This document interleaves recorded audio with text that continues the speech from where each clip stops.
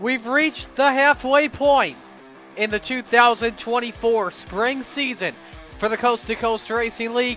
It's week 6 of Monday Night Madness, brought to you by the Osh Weekend Speedway, and we head to the home of the Kings Royal, the Big E, Eldora Speedway, the place that Earl made famous for what should be a fun, close quarters, wide open racing. As always, we begin with the Open 358s, which is brought to you by Glenridge Motorsports Park. And as we come on the air, we say, so glad you could join us on the Coast to Coast Racing Network. Marty Sakala with you alongside Zach Chapman. Zach, by the way, officially the newest member of the Slide Job Racing Network family. Shaggy will be with me for all 3 races here tonight. He's, though, is getting a feel for the track at the moment. We get set for Open 358s. And the open mods at Eldora, they never disappoint, Zach. Normally high side action. Yeah, you know, like you said, normally high side action, but you did mention their open setup. So I think if anybody can figure it out, we might see Anthony Morano try it tonight. So I wouldn't dedicate myself to the high side just yet. Let's talk about Anthony Morano, because he is cooking, and I really do mean cooking in these past few weeks. Last week at Lincoln Speedway, took home the win, was our first repeat winner of the spring season in the Open 358s. Yeah, very surprising that he was the first repeat winner. You know, he's kind of dominated the podiums, but he's just done enough. He's a very smart points racer, and that's what he's all about. He knows sometimes second place is better than going for it and ending up 9th. So I just expect more consistency out of him tonight, but if he has a chance to win, he's going to go for it. Let's talk about the point standings coming in for the Open 358s. Morano is the points leader. Without the drops coming on in, a 50-point advantage on Logan 1. Sam Bachman third, who is just under 70 points behind. Those are right now the 3 main drivers that are in the battle for the championship. You look at the practice speeds, Trent Verstraeten was quickest at a 15.986, followed by Steven Stewart, 9 thousandths off the pace. We are just about set to go here for qualifying. Focus on some of your favorite drivers here as they make their way out onto the racetrack. First driver, the number 831 in the Black Rifle Coffee Company Troyer, that is Tyler Flynn. Tyler Flynn, the number 831. 2 starts with us, looking for his first top 10 of the season. So far, a 16th at Williams Grove and a 15th at Lincoln. He will set the bar. Again, if you're new to the Coast to Coast Racing League, green means their best lap, purple means the fastest lap in qualifying. So keep an eye on that very closely here as the 831 sets the bar. Lap number 1 goes 17:02.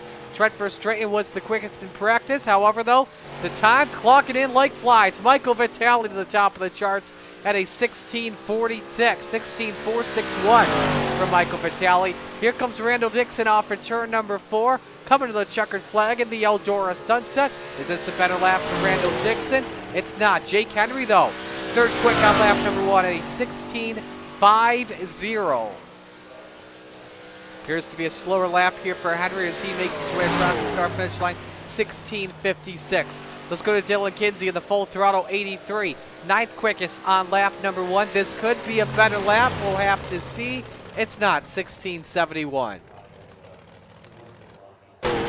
Yeah, a lot of guys run that opening lap real high in 3 and 4 and normally carry that extra speed in that first lap. That's normally why you see the quicker first lap here. It's almost like a Daytona in asphalt where you sacrifice that first lap and really go for it the second, but kind of the opposite here. Logan went 17:09 on lap number 2. Kevin Fry 16:73 on lap number 1. Matt Schaefer won't be able to get a time in time. And so that means Michael Vitale is your quickest driver at a 16:461. He'll start 4th in heat race number 1. We are set to go now for heat race number 1, brought to you by our friends at Flatline Racing Bodies. Here's the starting lineup for tonight. The Flying Fry, Kevin Fry, on pole in heat race number 1. Next to him, it's Trent Verstraeten in the 088. Row number 2, Sam Bachman in the 107. Next to Michael Vitale in the 213. Row number 3, Bob DeGood in car number 7. and Tyler Flint in the 831. Rounding out the grid tonight, Matt Schaefer in the 183. If you're new to a Monday night event on the Coast to Coast Racing Network, here is how our events go. 2 minutes of qualifying to determine the field here for heat lineups. We then invert the top 4 before we take the green flag. Heat races are 6 laps for open 358s. You'll see for the Rebels and Renegades later tonight at 8 laps. If the entry list is over 24, we will take the top 4 drivers to the feature. They have drivers in a B main, where their B main would be 2 laps more than the heats featured tonight. 30 laps for open 358s and Rebels. As for the Renegades, it's set at 35. Winner of heat race number 1 starts on pole position. Kevin Fry, Trent Verstraeten, bring us to green, underway with the 358s. Yeah, it looks like a little contact already. Trent maybe came down a little to the left, and him and Fry got it, but it was enough to get Fry off his line, and Trent might be able to clear him here. Verstraeten looking for the lead. The Super Dirt Car Series 088 off return number 4. He leads lap number 1. Ryan second, Vitali third, followed by Sam Bachman in the 4th position. Ooh, contact there for second. Vitali gets in the back of Kevin Fry a little bit. And nothing Kevin can really do about that. Yeah, tough break for Kevin Fry. He keeps the car going, luckily. Yeah, I don't believe we're going to need a B main tonight, though, Marty. So at least he's already in the show. But it's going to be a tough climb here, by the way. Yeah, no B main needed here tonight for sure. Everyone is going to make the show. We're halfway home here in heat race number 1. Everyone all single file. Let's run on board here with Sam Bachman. And Eldora, you want to be on the middle to high group. Low line always risky though, Zach. Yeah, I think the only time you're really going to see the low line is if maybe Vitali gets aggressive here and thinks about throwing a slider, but he'll get as high up there and then as quick as he can. You don't want to be down there on the bottom for long. You just cut too much momentum coming off the corners. Vitali then 213 goes for the race lead. Tries to diamond it off at turn 4. Pulls up to the door. Trent Verstraeten. 1 lap to go. It's starting on pole for our first feature of the night. It could possibly be 3 wide off at turn 2. No, Bachman's hoping the top 2 make a mistake. Vitali downstairs. Verstraeten on the top shelf. Photo finish coming off for turn number 4. On pole, it's Verstraeten by a door. Yeah, you can't ask for better than that. Top 3 under a blanket. Here, Kevin Fry was wishing he was under that blanket too, but he's got time to race his way back up there in the feature. We now move on to heat race number 2, which is brought to you by Full Throttle Motorsports, an official team of the Coast to Coast Racing Network, using setups provided by Swan Speed Shop. Sean Akins on pole position, the 332, next to Bud Molyneux in the 883. Row 2, it's Anthony Morano in the 32, next to Randall Dixon in the 11. Rounding out the field, it's Canada Connor Ross with 35, and Logan Wentz in the 118. Had a nice chat with see those Connor. names on the back row. Had a nice chat with Connor last Friday. He said it's funny that I call him Canada Connor because Canada Joe Plazik's shop, that's his throwback scheme, his t-shirt trailer and shop just across the yard from where he either works or where he was, or where he lives. That wasn't an accident, Marty. That's just the kind of research you do. Nah, Connor actually told me that. Green flag, green flag. All right, green flag is out. Heat 2 underway. Morano trying 3 wide for the race lead. Dixon thought about 4 wide and 3 wide for second, with some paint scraping between the 332 and the 011. Off at turn number 4, it's Molyneux that leads lap number 1, but Cole Porter's racing for second, Shaggy. Yeah, I mean, look at that 32 car Morano the whole way down there on the bottom. I told you he wouldn't give up on it. It doesn't look like it's working in 3 and 4 that well. But boy, he's making it work in 1 and 2, and he's going to be able to slide up there in front of third. Oh, contact! What a save by Ant. Yeah, Randall Dixon just getting up there together, and Anthony's going to be going to pay for that one. It looks like Sean Akins is going to be able to get by him here, so he lost a spot in that deal. Here's a look from the Chapman Racing drone as Dixon and Akins were door-to-door in turn 1 for just a moment. Dixon now tries to pull up to Molyneux for the race lead as we approach 2 laps to go in heat race number 2. Dixon looking for the lead, Zach. Yeah, and you know who loves this? Anthony Morano. He was able to get back around Akins for third, and he's up there right against the wall in 1 and 2. He's trying to go hunting, but Randall Dixon, if he's going to make the pass, he's got to do it soon. We've only got 1 to go here coming up on. 16.6 last lap for Dixon. Quickest lap anyone has had in this heat. Final lap of heat 2. That time, Molyneux picked up 500ths. Dixon trying to pull up to the quarter panel. What's he do to make his move? Stays cut behind Molyneux. I don't think the 011 has anything, but Molyneux wins heat 2. He's on the front row. 2 bumper-to-bumper finishes, Marty. What a start to a Monday night here. Fun start indeed. We now move to Heat 3, brought to you by Glenridge Motorsports Park. Here's the starting lineup. The Brood to Beast, Jeff Barker on pole position in Heat Race number 3. Next to him, Dylan Kinsey in the 083. Row number 2, Steven Stewart in the 29, and Jake Henry in the 171. Rounding out the grid, Tally Ulibarri in the 19. That is a hot color for his number. Next to Jacob Brown, the 713. Look at that number. That is sick, Zach. Yeah, I really like that. I kind of tried to do something similar once in one of my tie-dye schemes, but man, it didn't turn out that good. That looks really good. I'm gonna have to ask him who did that. If Steven Stewart doesn't have a pro account, he may need to subscribe to Trading Paint so he can get that same the same number as, or well, the number font with the black and blue paint, or the purple and blue paint on that 29. Let us know, by the way, who you're rooting for in chat. 10 people watching, 12 people watching, actually, on Slide Job Racing Network and the Coast to Coast Racing Network. Thanks for joining us tonight for Monday Night Madness here at the place that Euro built, the Big E. Green, green, green. Jeff Barker, Dylan Kinsey, bring us to green. Barker gets the good jump off of turn 2. Kinsey trying to grab that race lead. The advance from the high side. Look, I don't know if you've noticed here, Zach, but out of that heat that with the line Morano was running, that low side is slicking up pretty quick, quicker than I thought it was going to slick it out. Yeah, you got to wonder how many laps he pushed in practice, because you're exactly right. That went away awfully fast. For Morano to kind of give up on it as quick as he did and move up to the top, that says a lot about the track conditions right now. 2 laps complete in Heat 2. Jake Henry moves up to the second spot. Quickest driver on track. 7:13 to Jake Brown, trying to go 2 for 1 out there. Next man on the attack is Jeff Barker for third.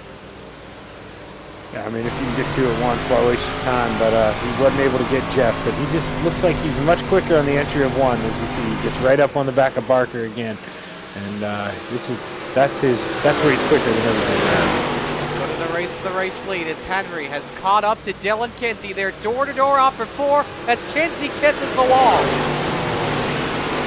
But Henry, yeah, I thought go ahead. Oh, sorry, Marty. I thought with Kinsey hitting the wall there, that was going to open the door for Henry, but it looked like Henry just got a little sideways on entry. Maybe hit that slick patch a little too hard, but he's still door to door and maybe going to think about throwing a slider here. That time with the line, it was Jake Henry at the white flag. They are still door to door down the back chute. Hang on to your hacks, folks. Kinsey, though, heck of an exit off for turn number 2. That should propel into a Heat 3 win, which it does. How about it for Kinsey? Awesome run for him, but tough break for Barker. He spun out on the last lap in the middle of 1 and 2. I think a little contact there, battling for third. So just going to come home last. Tough break for him. So Barker will start from the back. But Dylan Kinsey will start third tonight in the feature. We're going to take our first break of the night. When we come back, we got a big event we got to tell you about that's happening next week. Stay with us, the Coast to Coast Racing Network.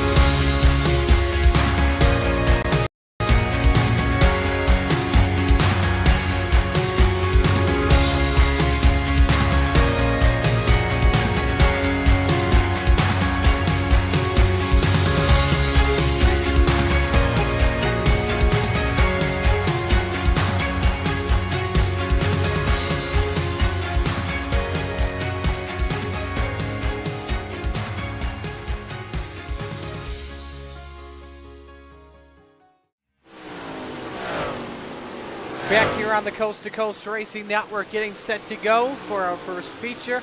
We got a big event beginning next week, Super Dirt Modified Week, the 3rd annual Chris Yacklin Memorial charity event supporting Mission 22 at the dirt track at Charlotte, April 23rd to the 25th, utilizing the 358s and the big blocks. Tuesday night is qualifying.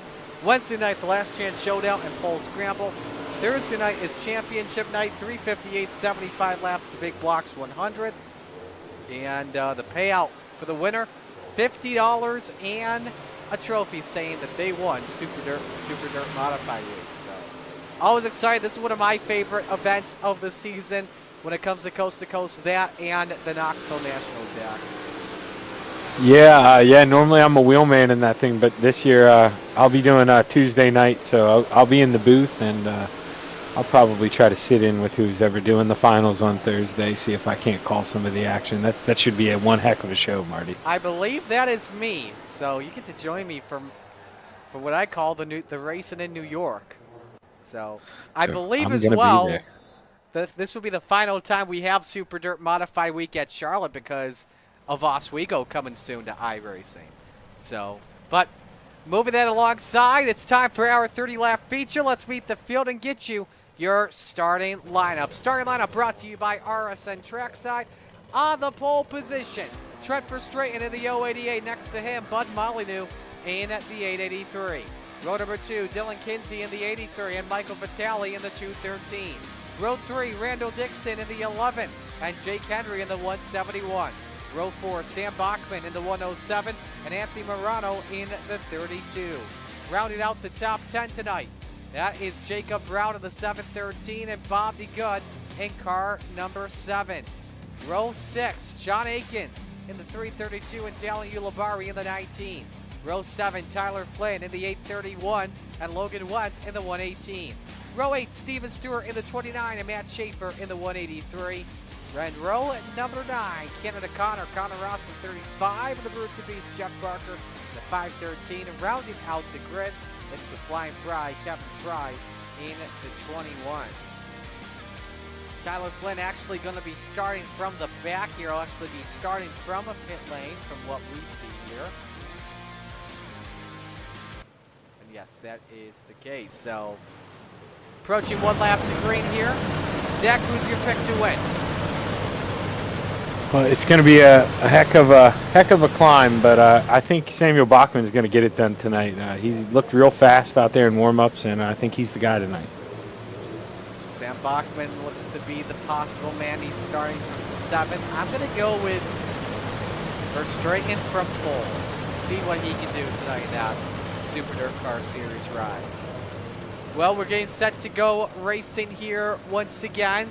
It's the Lucy Olson start. Get set to kick off our first feature of the night.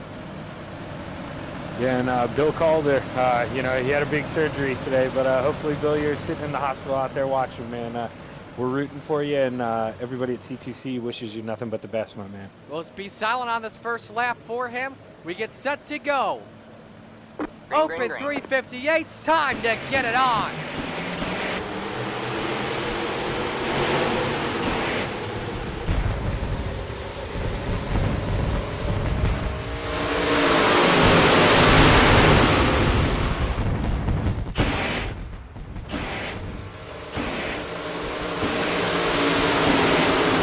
Still haven't patched those fireworks yet. They always get a kick out of you when you take the green for the feature. Verstraeten leads lap number 1. Molyneux and Vitale door-to-door with the second spot as they go into turn number 3.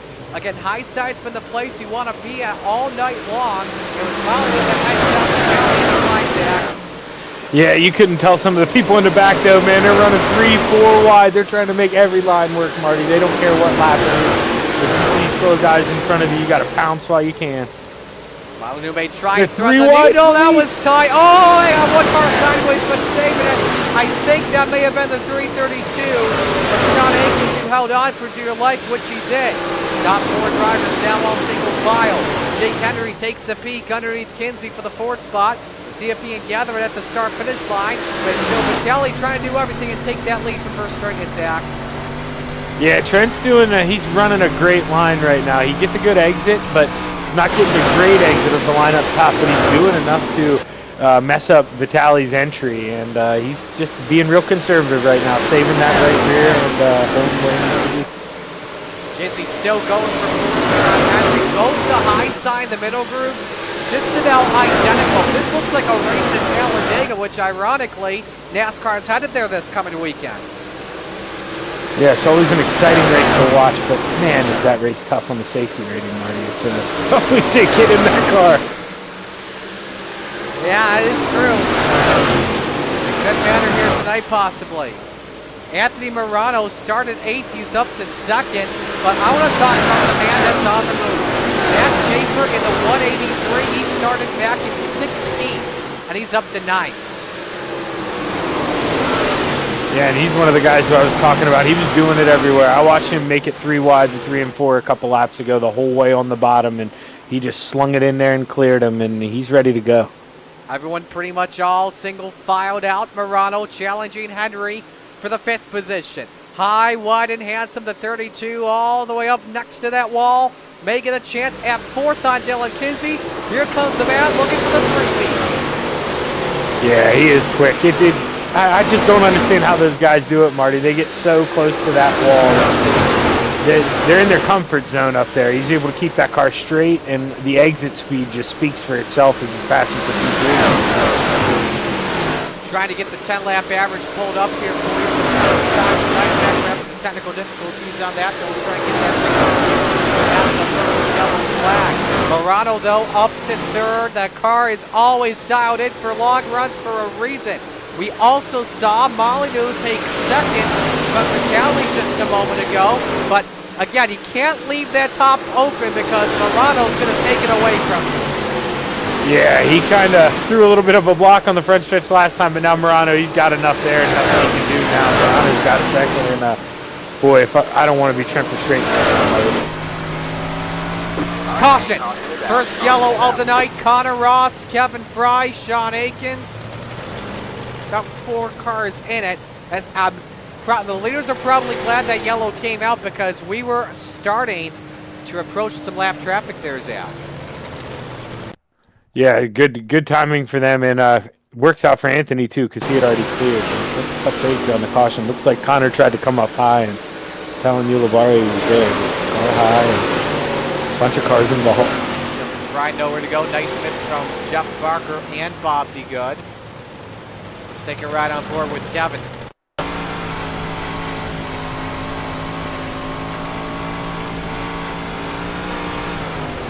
Yeah, nowhere to go. The two are already trading paint. And Fry just did not have enough time to react.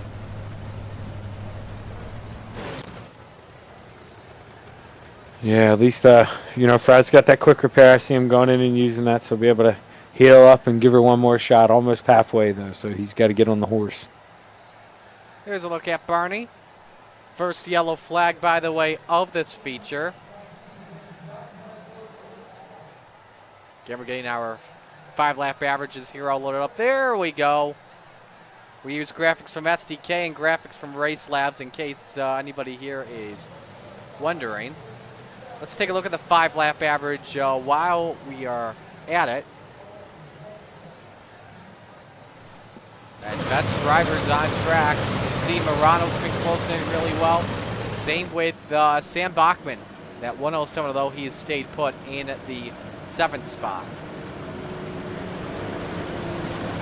First restart coming up here of the night at Eldora Speedway. We'll watch this for the Chapman Racing drone for straight and select to the bottom, but Morano's got the preferred line as we're back to green.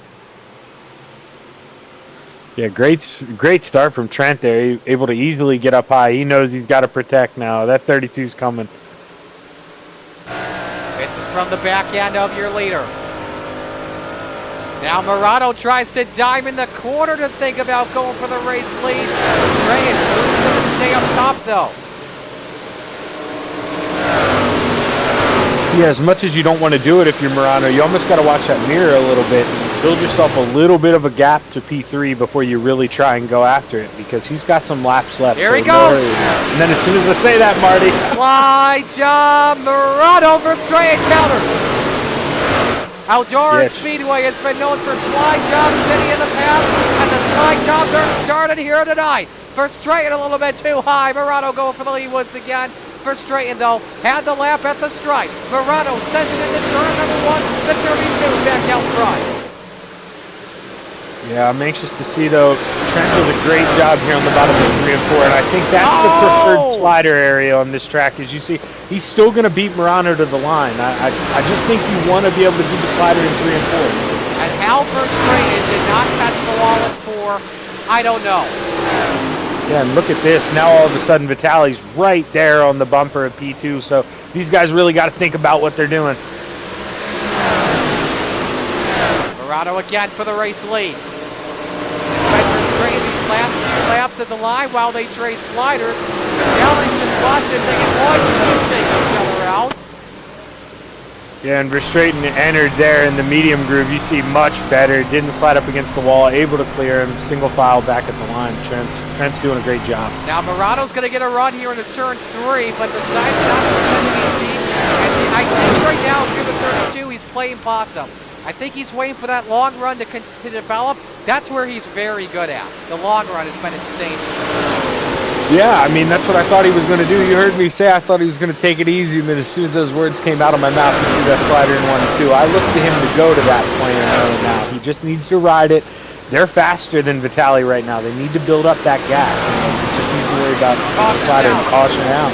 Second yellow flies here in this feature, and it's for Tyler Flynn in the 831. Remember, he started from the pits tonight, so he's been very quiet throughout the race.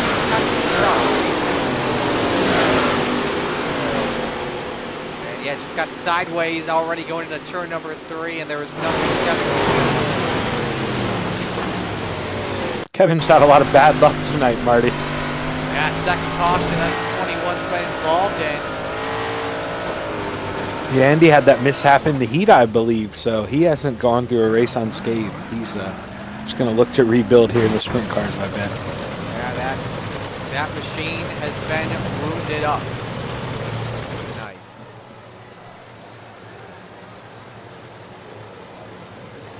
To quote Seth Rollins, it's been his shield tonight. What a WrestleMania show, Marty. That was one of the best WrestleManias. No, that was the best WrestleMania. I really, truly think, yeah, my 33 years of being alive, that's the best one I've ever seen. I don't know how many times I have watched that finish.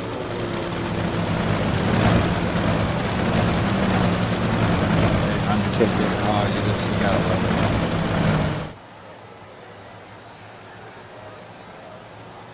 All right, lights should go off this time, and I believe this is double file. Nope, are they going to keep single file? That's right. We're within 10 to go, yeah, so I think there'll be single file. Track temp right now 64 degrees. And air temp 74.5 degrees if you're keep an eye out on weather. Verstraeten has led pretty much every single lap. Anthony Murano's been his best challenge with 32, looking for the 3-peat. Your biggest mover, Schaefer, up 7 spots. If Murano gets Verstraeten, though, he would be your current hard charger. Verstraeten waits, fires, back to green. Yeah, good jump, but a surprisingly good jump from Murano. Murano's going to think about trying the bottom here right away, but I don't think that's going to work out too well for him, Marty. No one's really tested the bottom here throughout this feature. He's really calmed down here so far. So I wonder if Murano's just trying to cool his tires off some more and just set up for these final few laps here. Yeah, or it also might have been a case of, you know, I'm going to back the guy up in third a little bit. I know I'm quicker than the leader. Build up that little bit of gap for third, and now he can go up Trent again these next couple laps. You go back to this 5-lap average. Everyone's been pretty much identical. So that kind of really shows today. It's been a little bit tough to pass fully, whether it's making slide jobs or not. Verstraeten got a little sideways, though. Off in turn 2. He's right there with Verstraeten, though. Yeah, Murano close enough to give him a kiss there coming out of the corner. It looked like they touched a little bit, but Murano's one of the cleanest we got. He's not going to pass him. Verstraeten looking to win one on the season. Best finish so far, 4th at Kern Raceway. LSU finishes 18th and 20th with the other yellow flies with 5 to go for Steven Stewart. And Bob DeGood and Tyler Flynn, Sean Aikens. They've had some extracurriculars in the aftermath. Let's show you what happened.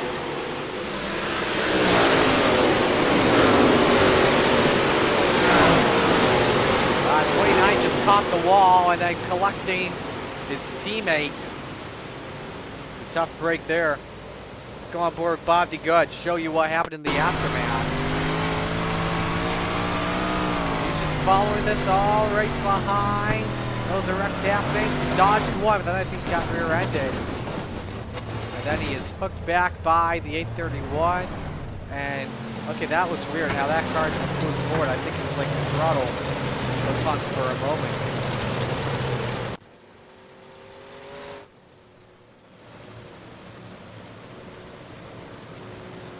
So we're coming to 4 to go here this time. If you're Morano here, Zach, do you go for a slider? Man, I think you almost got to hope that there's no more cautions and maybe not get the best jump right away if you're Morano. Let him get like a half a second jump on you. He's good enough to make that back in 2 laps, and then he'll have a gap to the guy behind him, and then he can go back and forth with him the final 2 laps. We saw Trent's going to put up a fight. I don't think one slider is going to get it done. Trent knows how to cross over, and we're due for some fireworks here. The fireworks already happened, but we could have some more for sure. Jason's in the chat rooting for Trent. We'll see if the 88 can pull it off. A 4-lap shootout to determine the winner here tonight, an Open 358 competition at the Big E. Who's it going to be and how's it going to be done? There goes first straight, and we're back to green. Yeah, almost right out of the book. Morano, not the best start. He's going to hopefully try to run him down, and we'll see if he can make the show play out the way I called it. Galley trying to get a look on this 32 car for second. See if it works. Not just yet as of right now. 3 laps to go for Verstraeten. Pretty much last call here Morano trying to repeat.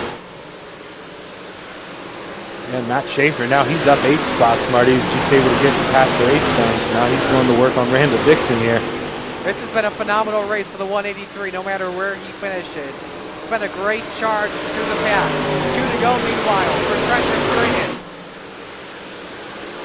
Yeah, and it just looks like he turned the jets on, man. Morano hasn't really been able to close up that gap, and we're coming to the white flag now. I don't know if he's going to have enough time to get it done. Gap is down to 2 car lengths. Final lap's underway. Morano trying to run the middle line of the racetrack, trying to set the slide job up, but Verstraeten defense here in turn number 3. But he goes up the racetrack. Morano with one final shot off for 2, turn 4.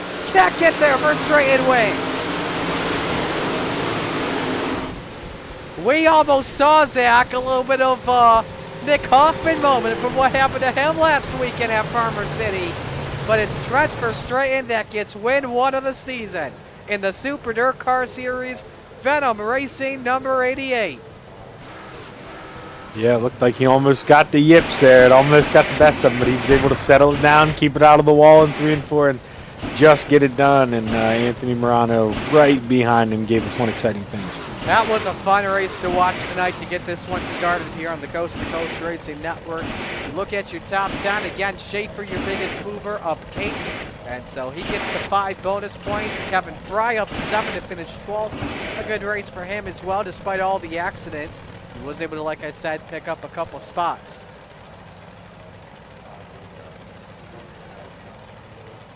And we're going to begin with Michael Vitale, our 3rd place finisher, who's already in here.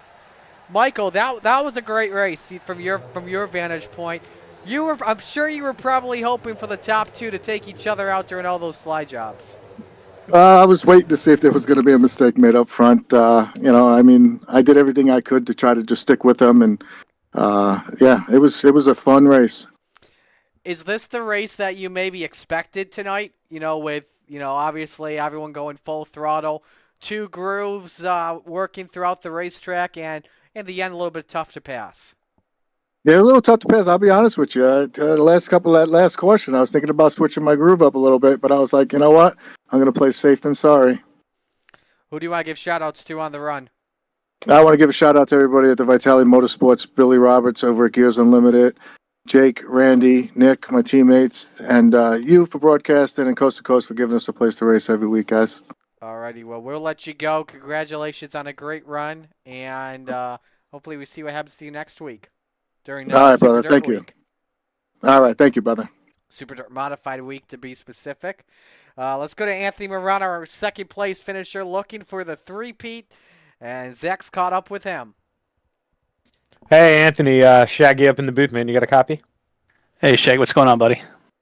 Well, dude, the only reason you didn't get a hard charger was because you you started in the top 10. All the difficult guys, somehow, man, you were the only person able to really get moves done. I think there were only 3 or 4 people who passed over 4 cars, without Rex being involved. So, how were you able to get it done, man? Probably a little bit lower gear than a lot of people. I know, me, Sam, and Logan and Dylan, we all ran, I think, 5:37 or something like that. So I was able to really once we got going on the top, we were able to really move around and could, dip and dive here and there. And, these swan sets they just work. So, yeah, I mean, it was a little iffy there in the beginning. I didn't know if I was going to be able to get through. And then, like, everyone just moved down the line, and I was able to just run right up into marbles the whole time and keep my foot in it and squeak around some people there. So it worked out. Well, man, you and Trent, you guys were the show for a while there, man. Sliders back and forth for I think 3 or 4 laps. Were you surprised that he was able to fight you off there and hold on? And also, did the car? I think Michael Vitale at the time was in P3. He had sucked up on you. Is that kind of what prevented you from keep throwing the sliders? Did you calm down when he caught up?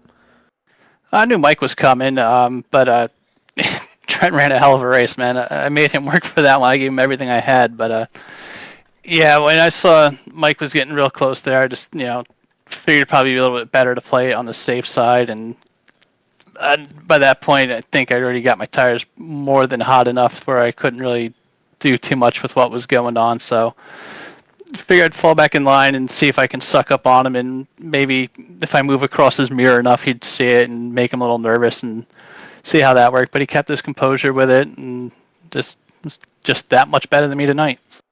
Well, man, congratulations, and that just says right there your last couple sentences. That's why you're the points leader, man.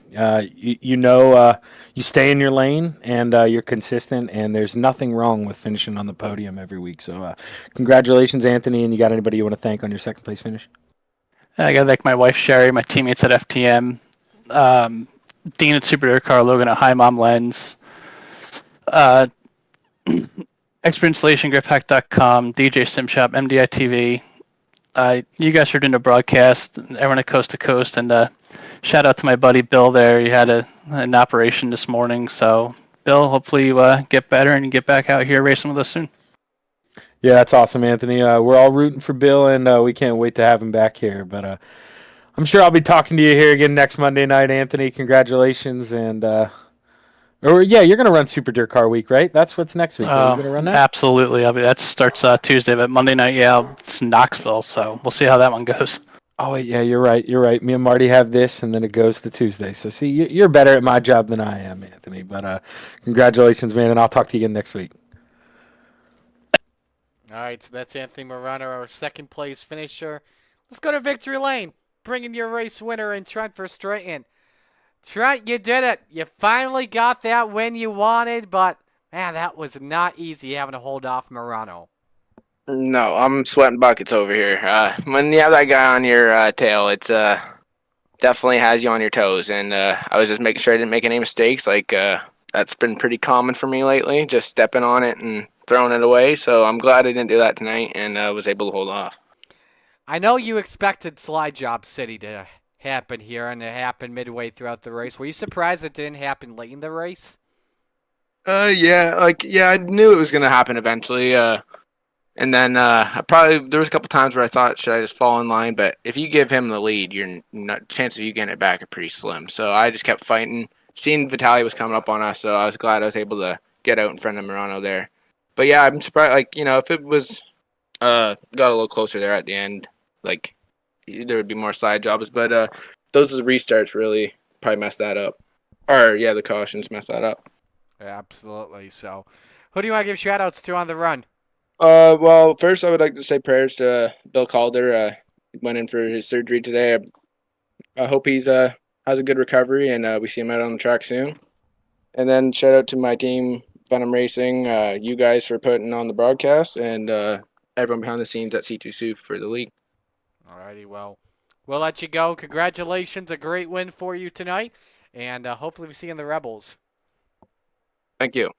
Trent Verstraeten, your winner here, ladies and gentlemen. We're going to step aside and take our second break of the night. When we come back, B Division Rebels action on the Coast to Coast Racing Network.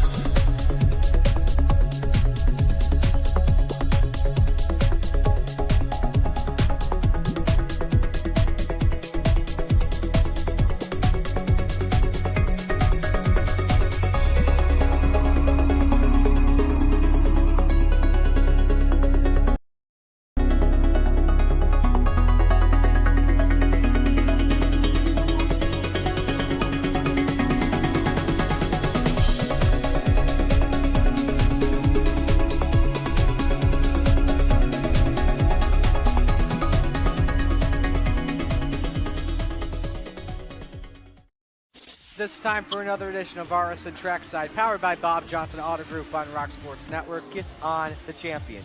Trying to be a bit of a hiatus, so let's get tonight when we talked about it.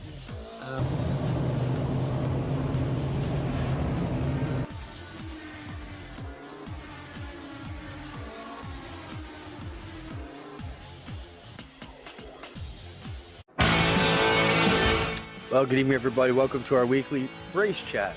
Adam Ross and Clinton Jeffrey are live and interactive every Tuesday night. Rivals Race Chat is your home for race discussion, debate, news, interviews, and more. They'll even take your questions and comments live on the air and talk to some of the newsmakers each week. Tune in every Tuesday night at 8 p.m. on GeForce TV.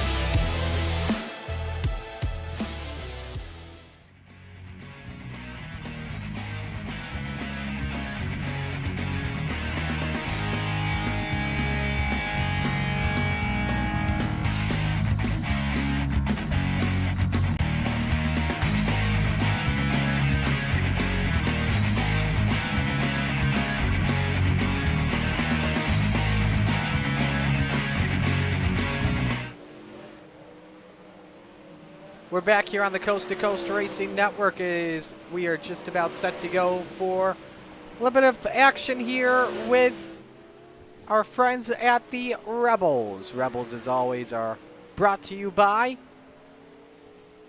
Malcolm Mills Mill Writing. Welcome back, everyone, to the Coast to Coast Racing Network. We'll turn the cameras back on here for you. Marty alongside Zach as we get set for the Rebels. We know the big story once again. Ross Corrina has won every race so far this season. 5 races, 5 wins. Tonight we have increased the bounty to $30 if anyone can beat him. Yeah, kind of wild what he's been able to do. 5 for 5. Gonna try for the full 6-pack tonight, but this is gonna be a tough place to do it. You know, we saw it's in the last race. It's kind of hard to pull away. It's gonna be, you know, single line racing. You don't want to be close enough that you can let the guy through the slider. Ross could be into some trouble tonight. But remember, if the bounty, if you wreck him to win him, or you know you reckon he doesn't finish in the top 5, we don't pay it. So it's got to be a clean pass here. Exactly. So, but anyway, we're ready to go here. Ross Corrina again, a big lead over Brandon Dittmer in points. Dittmer came close last week to beating the boss here. I don't think a lot of people have really talked about that this week. Brandon though is not with us, so we've got about 15 drivers, I would say, with us here tonight, and qualifying is underway. First driver we'll watch here is the Bass Man and Roger Brett. Again, all drivers 2 minutes and 7 time here. And so Craig will set the bar here on lap number 1, which is 13:153. Actually, check that. That was set by Tyler Flynn. Stephen Stewart, now your quickest driver. Let's go to Gary Offa in the GoPro 94 as he's off for turn 4. Verstraeten goes second quick at a 13:66. Second lap for Offa, better at a 13:804. Kelly Labari 7th quick on lap number 1, 14:05. Jacob Brown 5th quick, 13:86. Ulibarri across the line. Better goes to 8th, 13:99. Here comes Jacob Brown off for turn number 4. This could be a better lap. We'll have to see.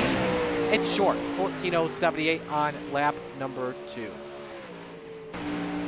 Well, let's Brady watch Floyd the boss took a here. while to pull out. Oh, sorry, Marty. I was saying Brady Floyd took a while to pull out, and he's on his first lap. He looks pretty quick right now. Check Floyd's time here on lap number 1. He went 10th, 14:005. Here comes Corrina on lap number 1. His time goes 4th quick, 13:735. Now, I believe we're going to have 3 heats here tonight, so that's just a little something to keep in mind here. Off for turn number 4. This could be a better lap for Corrina. We'll have to see. It is, but he's 4th quick still, 13:706. I think that still puts him in a, you know, Believe that 5 would- wins. He's got a big points lead, so that puts him in a good spot for a transfer. Or, I mean, in the invert here in the heat. We'll see where he starts here. Zach can check. He'll know immediately before 2 I heats. do. Only 2 heats. We're going 8 cars in each heat, Marty, so he's going to start 3rd. Alrighty, so 2 heats. Heat 1, brought to you by our friends at Flatline Racing Bodies. Here's the starting lineup. The mayor, Steve Bixler, on pole position. Next to him, Gary Offa in the 74. Row 2, Kyle Fahey in the 16, and Steven Stewart in the 29. Row number 3, Bryce O'Dell in the 62, next to Brady Floyd in the 53. And row number 4, Tyler Flynn in the 831, and Bob Curtis back in the 012. Good to see Bob back with us tonight. Once again, as we get set to go, let us know who you are rooting for in the chat.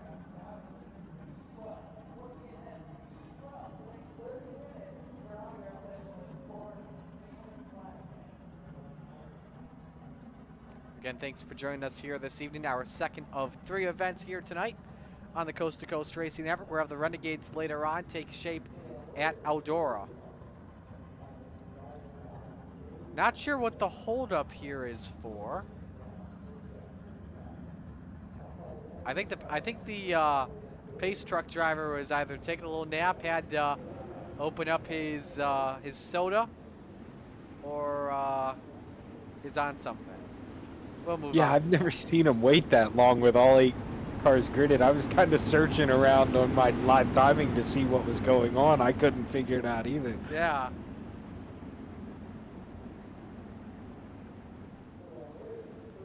But everyone's gridded in again. Everyone moves on to the feature. 2 heats tonight. Winner starts Green on flag, pole green position. flag. Green is out. Bixler and up from bring us to green.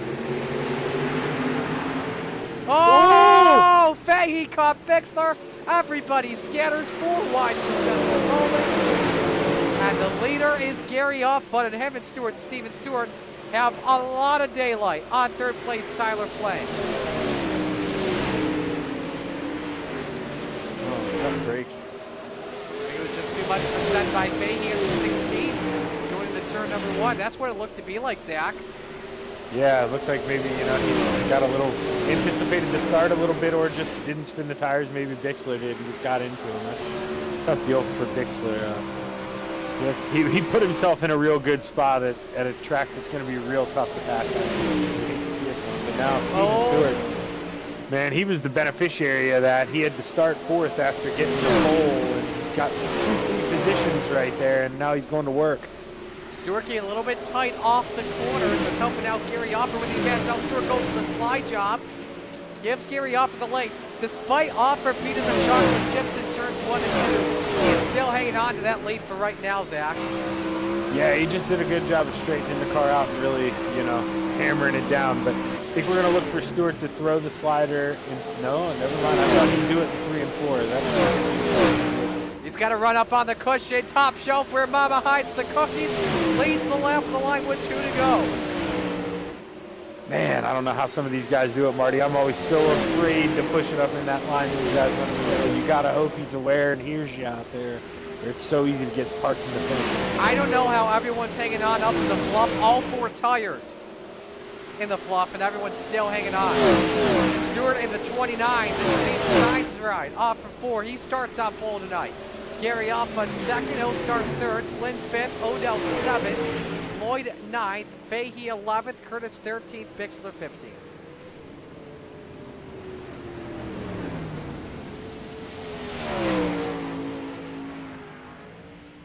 That was skill, Marty, to read the grid off like that.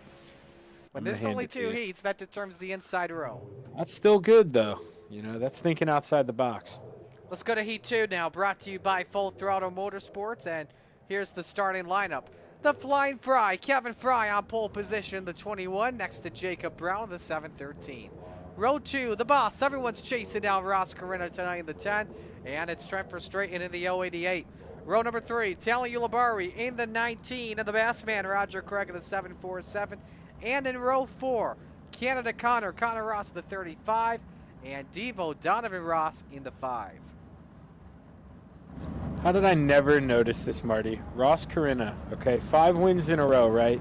Yes. We need to make him run some official races. He's got a rookie license, Marty. Oh my gosh, I just realized how is that possible? I'm gonna have to get him to sign up and be part of a dirt team for me, because if he's got a rookie license, oh my gosh. Well, he does have a 1343 I rating, so he is eligible to race in Coast to Coast. All right, moving on from that, he starts 3rd in heat race number 2. Can he go to the point? We'll see. How many laps will it take? As Brian Brown brings us to green to turn number 1. Oh, you gotta be kidding me. Y'all are leaving Ross wide open like that? Hang on, Jacob Brown around it upside down. Yeah, it looked like Kevin Fry maybe pinched him up there a little bit. Not much place to go, but Ross Carina now, he's going to lose the battle. He's second. Trent Verstraeten is ripping the wall, man. Donovan did not take the green flag, so either they'll start the back for the feature, or Devo, I think he's just watching. He's going to Here comes the straight into the lead. Slide job city, the same spot. He threw the slide job in the 358 and goes to the point on lap number 3. And meanwhile, Ross in the wall in P3. Hopefully he didn't damage that right front. He's got a lot of laps to go. Ross Carina, Tally Ulibarri duking it out for the 4th position. Greg hanging on for right now.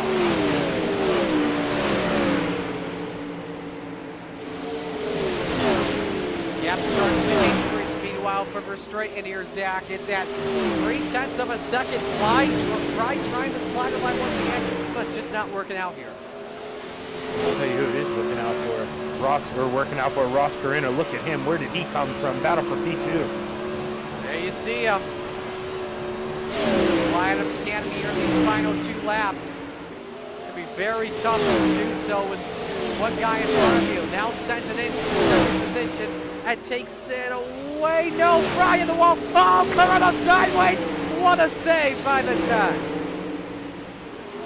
Yeah, big time save there for Ross. He was not expecting Fry to get in the wall. I'm sure Fry wasn't expecting to get in the wall either, but way to be aware of the race another day here. So Verstraeten starts second tonight. Fry 4th, Carina 6th, Greg 8th, Ulibarri 10th, and Brown 12th.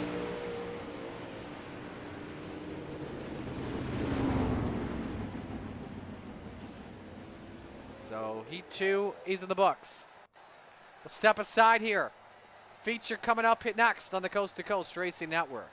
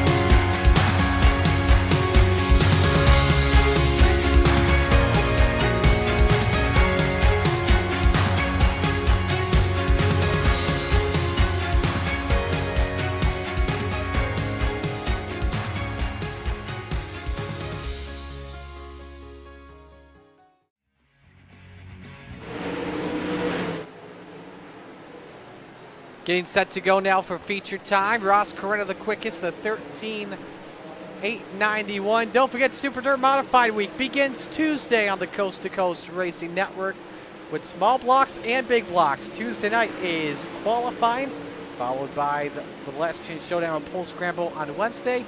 Thursday night, our features, 75 lap feature for 358s and 100 laps for the big blocks. You can register at c2cro.com.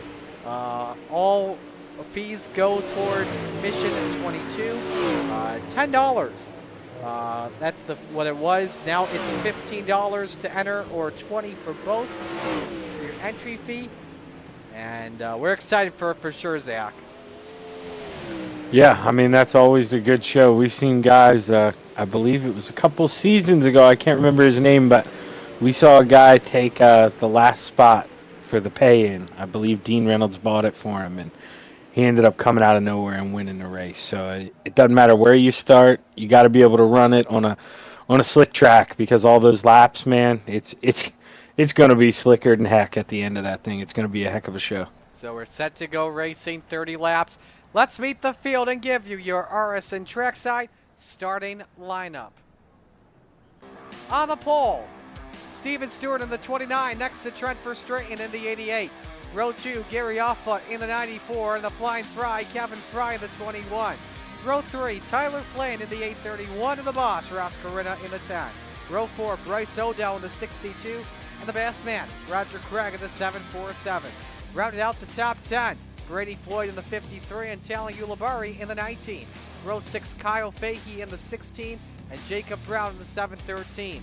Row 7, Bob Curtis in the 012, and Canada Connor Ross in the 35. Finally in row 8, the Mayor, Steve Bixler in the 75, and Devo Donovan Ross in the 5. So it's 14 drivers that will take the green here. And again, let's remind everyone, the bounty's still on the line for Ross Carino. If you can beat the boss and Ross finishes in the top 5, you'll win $30 tonight, courtesy of Zach and I. Again, you cannot wreck Ross to win this race.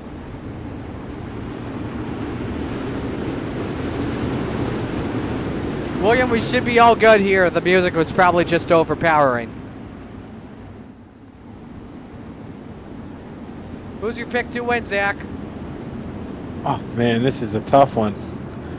I don't want to see that pot get much bigger, Marty, but Ross was really quick in warm-ups. I gotta pick Ross Carino. I just think he's where he wants to be, and he knows he's got time. He can let things settle down, and he can be patient. You know what? I'm gonna say, you know what? We've got a chance at the Triple Crown tonight. Give me Trent for straight for the win. Yep. If anybody can do it, he's one of the guys to do it for sure. Lucy Olson start time here at the Big E. 30 laps. Will somebody take home the money? Or will Ross Carino continue the undefeated start? Underway here at Eldora.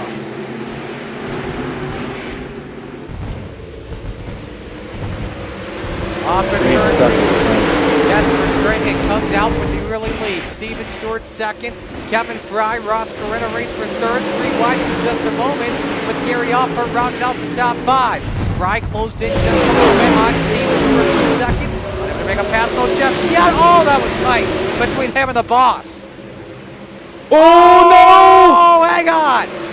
Fry went really out for straight. They banged wheels. The flying Fry trying to go to the point. He can't just yet. Heck of a defense by Verstraeten. Yeah, I can't believe he was able to hang on to that. Just shows his wheel talent there. That's unbelievable. Just got fed a right rear and kept on going. Said, "I'll take some more." Oh, you go, oh, man!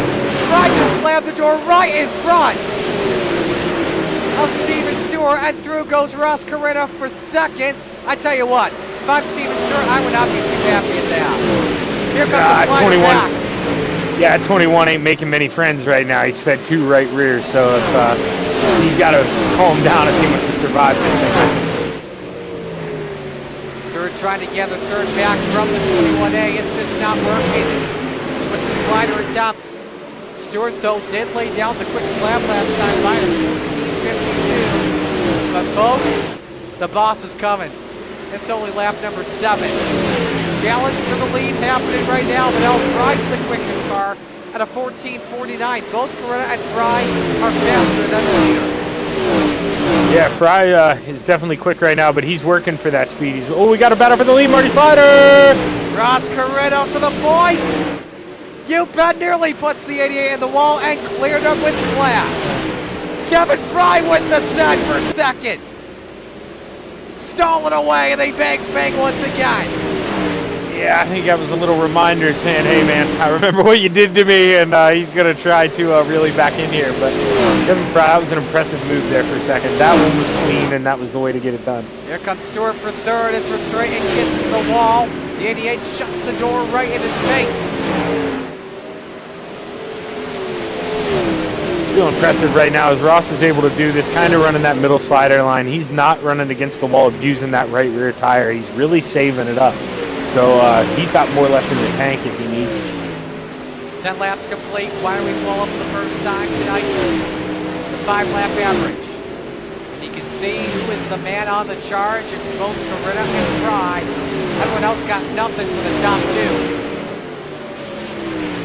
We are starting to approach some lap traffic too, Zach and Bob Curtis. Yeah, and that could come into play because, you know, he's running the line the leaders are running. He's not running right up against that wall, but it looks like actually he's going to do a cool thing. He's going to pull down and get out of the way. Not required to do that, but it's awesome when you see guys do that. Fry caught the wall. The car looks to be plowing tight right now at the moment. Let's talk about another guy that's making some moves here. In fifth, Talan Ulibarri. Hold the thought. Caution is out for Bob Curtis. And this, I believe, happened right in front of the leader. Yeah, Either he was. him or Roger Craig. I think it was for Bob. I think it was for Bob, but it's kind of messed up of iRacing to do that. He just did a quick turn to get in the pits. You could see it was slow, wasn't handling right. He had been trying to get out of the way of the leaders. That's just a funky deal from iRacing. Bob did a good job in trying to get the pits there. Yeah, that's a weird caution, but we will rack them and stack them back up for our next restart. And again, Ross Corinna, the race leader. Again, if anyone can beat the boss, $30 to the winner.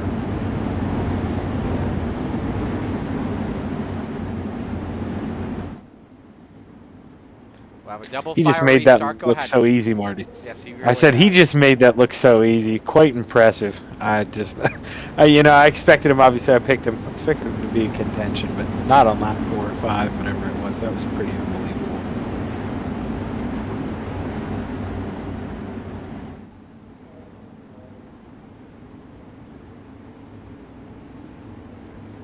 Ulibarri up 5 spots too right now. From 10th to 5th. We were going to talk about him before that caution flag came out. He is on a good charge here, trying to get a spot in Renegades thing. I don't think he's ever raced in the Renegades.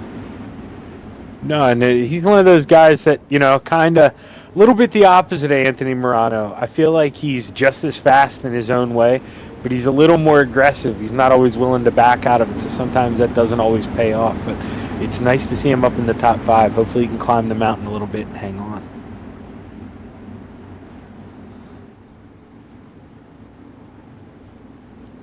Time for the restart as we are approaching halfway. Corinna to set the pace here for this restart.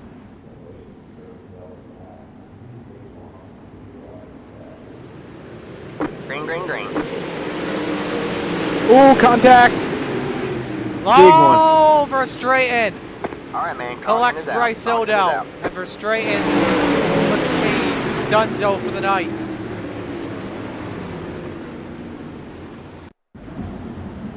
Show you what happened here. Touched with Stewart. Man, a lot of drivers having to scatter from that one. Go on board with Bryce Odell.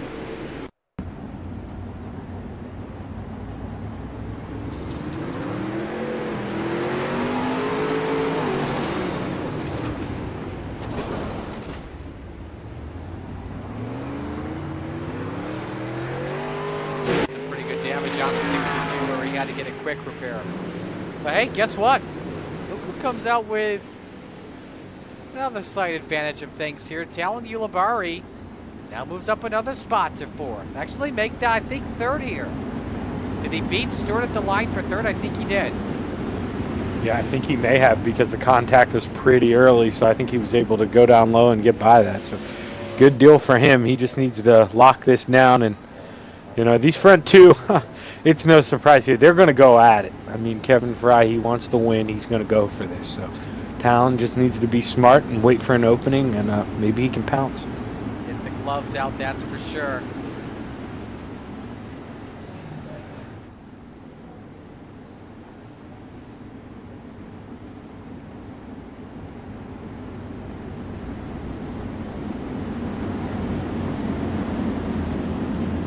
All right, we'll try this double file restart once again. Believe the final one we will have tonight.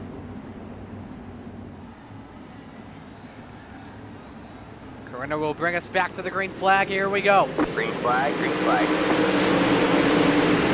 Immediately he holds serve. Let's watch Ulibarri closely. Trying to gather the second position. Stewart pushing Fry.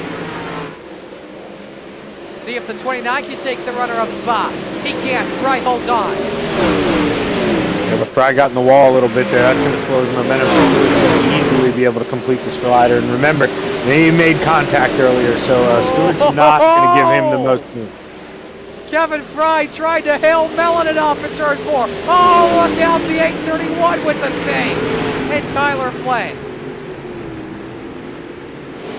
Now he stands out of front wait for the rest of this one. Here comes Ulibarri once again, up 7 spots in 3rd. He's going in 2nd. Right now he would not be the biggest mover because London was 6th. The mayor, Steve Bixler, could be fighting for a transfer spot tonight. How about that run? Heck yeah, after that tough break for him in the heat race, that's awesome to see. Keep it rolling, Steven.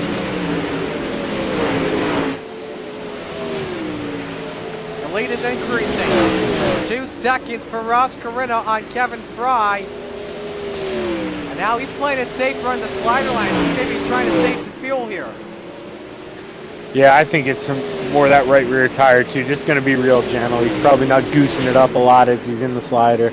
Just coasting it, taking it the shortest way around, getting back up when he's in there, when the kiss is up there, and just keeping the tires nice and cool. Steven Stewart's made his way back up into the 3rd position as we bring up the 5-lap average once again. And you can just see it. The best man has been the man out in front. Stewart now tests the slider line to see if it works. He bounces off the wall. Yeah, monkey see, monkey do. They see the leader doing it. They're like, why can't I make it work? And it's just so amazing what Ross has been able to do this season. He's in a whole nother class. Gap for the final transfer spot between Offa and Bixler is 1.4 seconds. Jacob Brown trying to attack for 6th. Bixler would still be the biggest mover. He's up 8 right now. Ulibarri and Brown each up 6. Wide run for Jacob Brown. But he can possibly close it out and defend off the seat.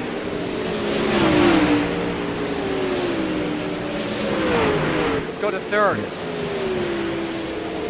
Leaders of approaching lap traffic once again. That's Roger Craig.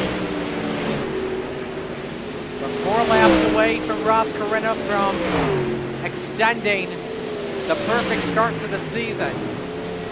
2.5 second lead on Kevin Fry. 3 laps to go. And there's just no chill in that 21. He got in the right rear a little bit in 3 and 4, and it looked like he scraped it again down the front stretch. He is trying to find every ounce of speed out of this track right now. 2 to go. You know, there's only one thing he doesn't want to see. Obviously, it's what Kevin Fry, Steven Stewart, and company want to see. As the boss makes his way off of turn number 4, Tyler Frame jumps into the fence. White flag is out. Final lap for Ross Corinna in the Phantom Motorsports Velocity Race Design. Number 10, undefeated once again. Make it 6 for 6 off for turn number 4. Ross Corinna still undefeated in the Rebels tonight. Fry I don't know second. if we've seen this before yet. This is unbelievable. Stewart 3rd, Ulibarri 4th, Gary Offa 10, or excuse me, Gary Offa 5th.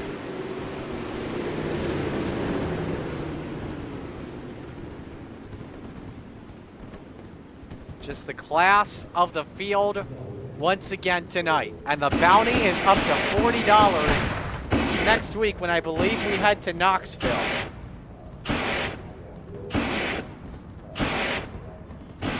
It's class in both senses of the word too, Marty. I correct me if I'm wrong, but I don't even know if he's been involved in an incident yet this season. So it's pretty unbelievable. He's clean and he's getting it done. Or he's got .026, so he's probably been involved in one incident this season, but he hasn't fendered anybody. He's done it clean, and he showed up on that top step every week. So Corinna, Fry, Stewart, Ulibarri, and Offa will race tonight, pending IL in the Renegades. Bixler, your biggest mover, finishing 8th at the end, up 7 spots. And you look at the rest of the field and how they looked tonight. Let's bring your top 3 here, and we are going to begin with our 3rd place finisher in Steven Stewart. Steven, I know you started on pole, finished in 3rd. What positives do you take away from tonight?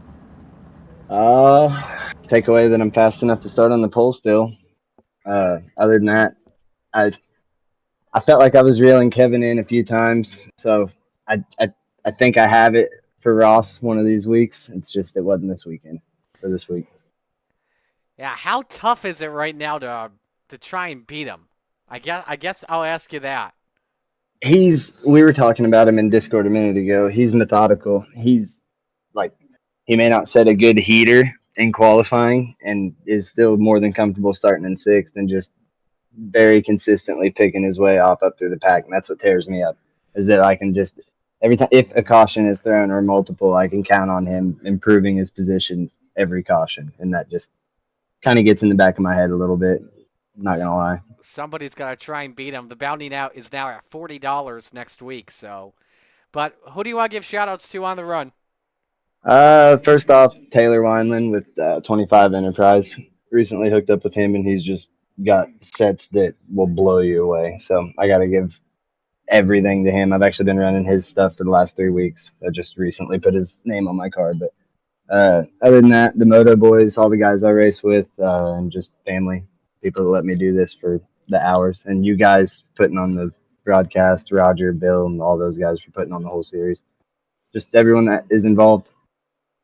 All right, well, we'll let you go. Best of luck tonight in Renegades. Great job. Thank you. All right, Steven Stewart, our third place finisher. Let's go to Kevin Fry, our second place finisher. Zach, you've caught up with him. Yo, Yeah. Kevin Shaggy, man, you got a copy? What's up, Shaggy? Well, dude, wild first couple laps. It seemed like, you're getting into a little couple fender benders there, but you were able to keep it straight, and it made it exciting. Talk to us a little about those sliders. Yeah, those sliders. I thought I had enough room up there for them to go around up to the top, and I guess I misjudged it or something. That's totally my fault. I apologize to whoever I hit. I can't remember. I think it was Bernstein, and I think the 29 or whoever the other one was. But I thought I had enough room up there for them to go by, and I guess either I misjudged that or what. I don't know, but I haven't gone back to the replay yet. But yeah, man, I just I couldn't catch old Ross. Ross was on it tonight. I'd catch him in 1 and 2, and then 3 and 4 I would just lose what I gained in 1 and 2, which wasn't much, but I just 3 and 4 I just could not figure out for some odd reason. I was just out to the wind on that one.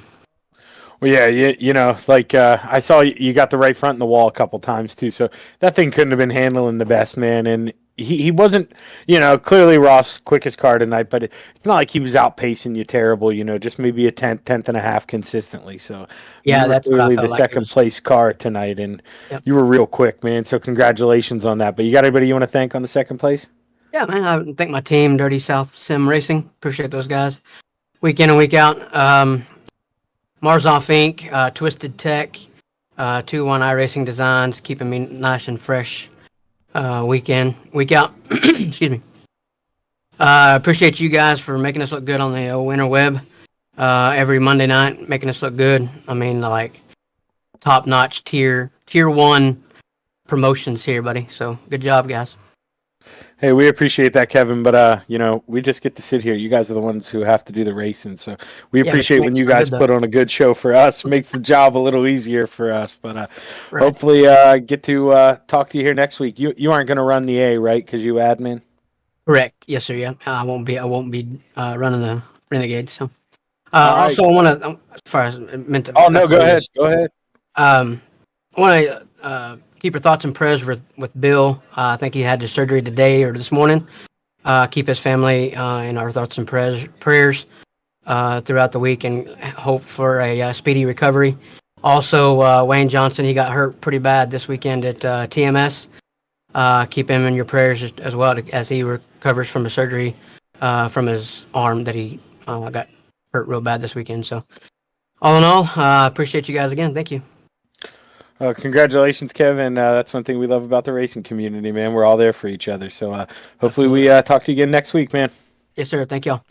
It's Kevin Fry, your second place finisher. All righty. Let me see if I can find my mouse. Can you bring him in for me, please, Zach?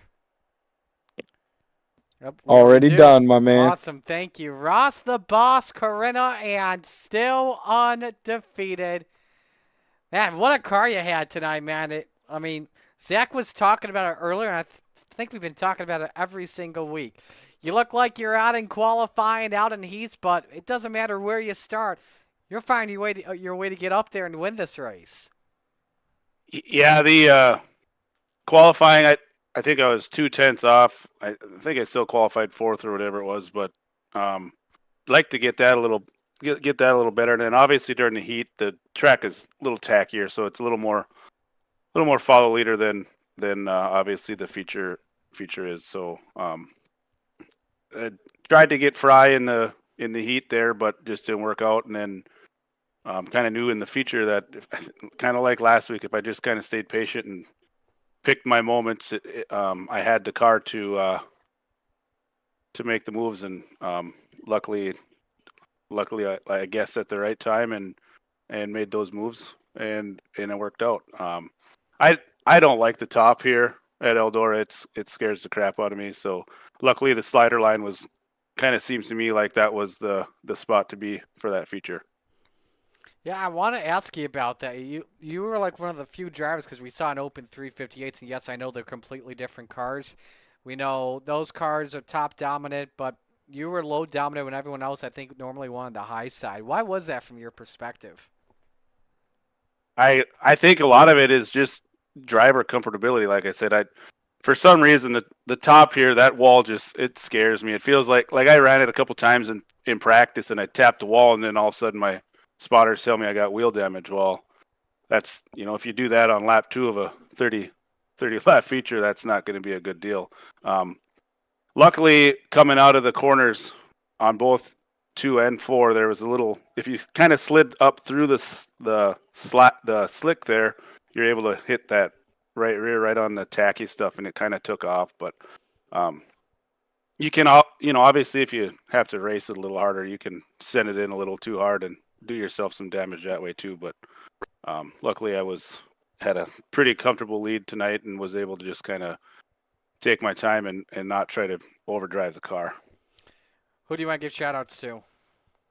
Well, first and foremost, I'd like to send out some well wishes to Bill. I know how much he means to the league. Hope everything goes well for him, and pray for a speedy recovery for him. Bantam Motorsport guys, Vanderbilt guys, Velocity Race Design, M9 for the setup, Weichel Sportswear, Far Outdoors, and then you guys, like always, like every week, putting on the show, and everybody behind the scenes making the league work. All right, well, congratulations on the win, and the bounty's up to $40 for next week. Thank you.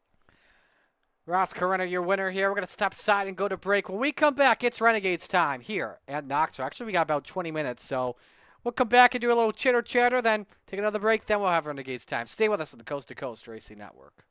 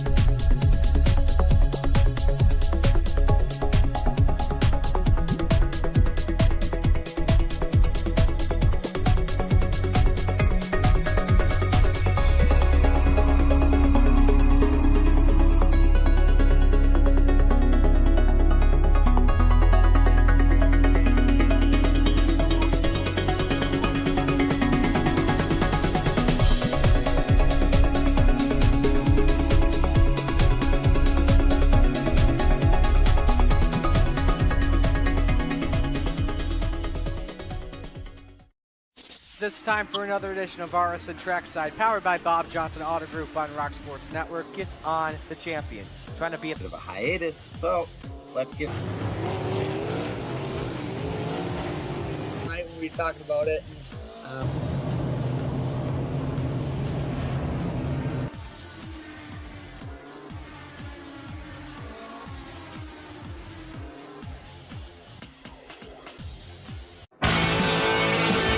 Well, good evening, everybody. Welcome to our weekly race chat.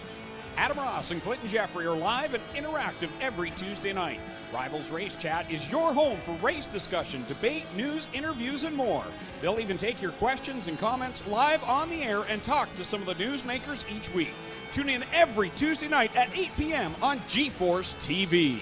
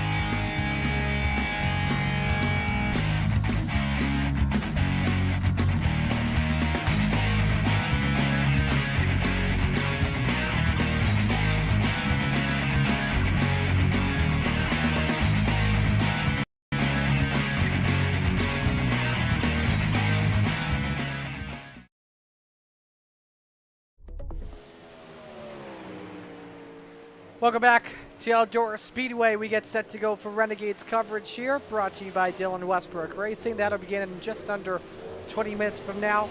Marty Sakala with you alongside Zach Chapman. We'll turn the cameras back on here.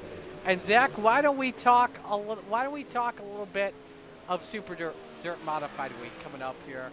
Again, I talked about it coming on in one of my favorite charity races of the year, with the small blocks and the big blocks at Charlotte, a track that's a lot similar to Oswego. Yeah, so that's now just to refresh my memory. That's a 75 lapper and an 100 lapper, correct? Correct. All right, yeah. So I mean, they're always so much fun, and it's I really like how too they put they make it a whole week show. You know, it's nice. We'll get the qualifying on Tuesday, get the last chance. They'll probably run a dash, maybe. You know, top 6 guys, top 8 guys do some cool race showdown. They're always a fun week to be a part of, and I can't wait to be here on championship night. That's for sure. Any favorite moments you've had from the Super Dirt Modified weeks in the past? Like I say, I don't want to get that wrong. For some reason, I think it's Logan Wentz, and if I'm giving him credit and it wasn't him, I think that was the guy who took the big block from last to first. And I was in that race. I started 5th. I think I finished 3rd, and I thought I was doing pretty good. And out of nowhere, man, he just comes screaming by, running the bottom. Nobody else was running the bottom, and he ended up stealing the show. It was quite an impressive win.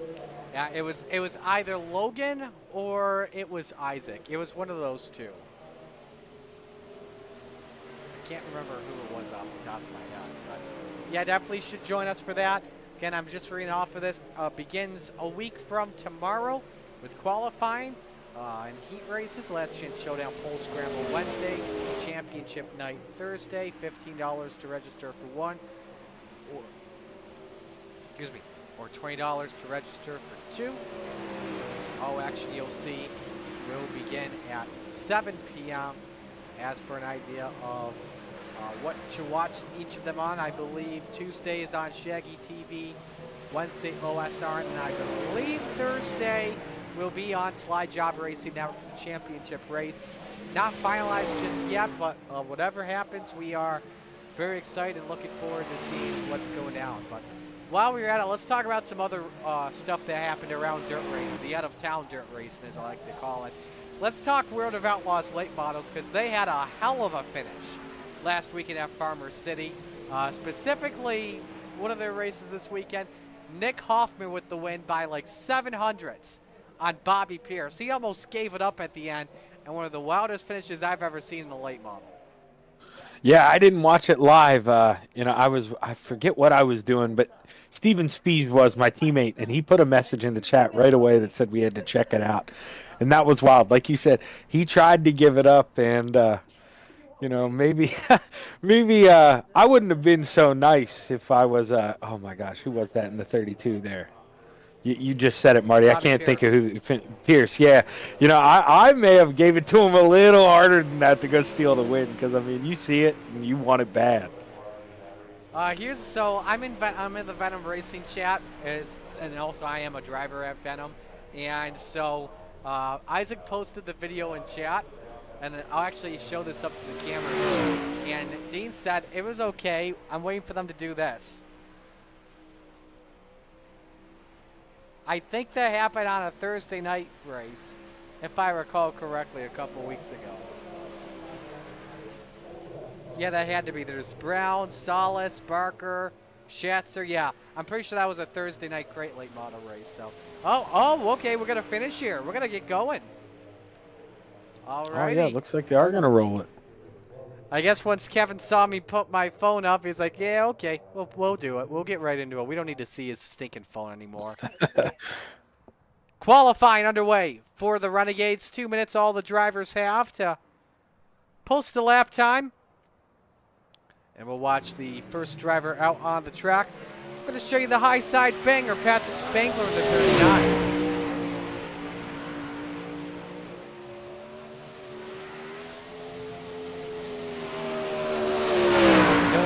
He updates the white paint scheme that he has that had Isaac, Dean, and I on, and now we need him to put us three along with Brandon and the drawing of Shaggy. Yeah, we know Patrick will go back and listen to it, so I challenge you to come up with a pretty good car for the Super Dirt Car Week here. I expect something nice, Patrick. Spangler, the quickest driver to the top of the charts, the 13.552. What a lap for the high side banger. Jack Clevenger, meanwhile, is third quick, 13.67. Here he comes across the start finish line. He's down to fourth. Tyler Wilson up to third. 13.74 on lap number 2. Here comes the Macho Man off of turn number 4. Is this looking to be a better lap?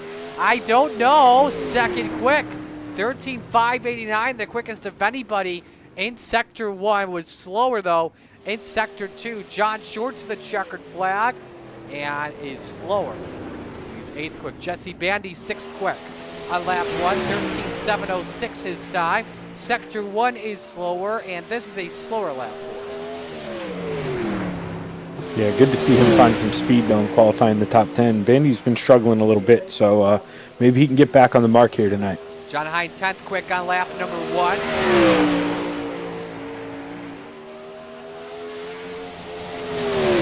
Kyle Moonen making his way off of turn number 4, looking for a much better lap. And he goes 9th quick. So Patrick Spangler the quickest, 13.552. Ready to go for our first heat race of the night. First of 3, brought to you by Flatline Racing Bodies. And here's the starting lineup. The boss on the pole, Ross Corinna. Next to him, it's low line master Brennan Lacey. Row number 2, Jack Clevenger in the 78. And the high side banger, Patrick Spangler in the 39. Row 3, Barry Goldner in the 36, and Superman, Kurt Schatzer in the 218. Rounding out the grid, Talon Ulibarri in car 19.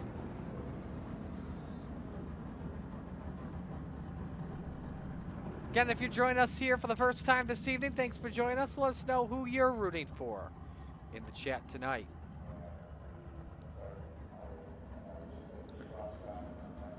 Man, Patrick's going to love those bonus points, but whew, he's got a heck of a mountain to climb. Those are 3 names in front of him, Marty.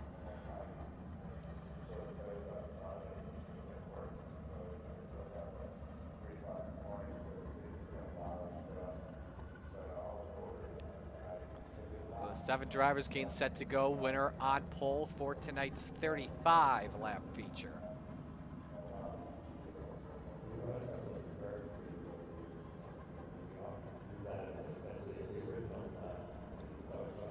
Drivers getting set here to roll off. Brennan Lacey's changed up the paint scheme these past few weeks.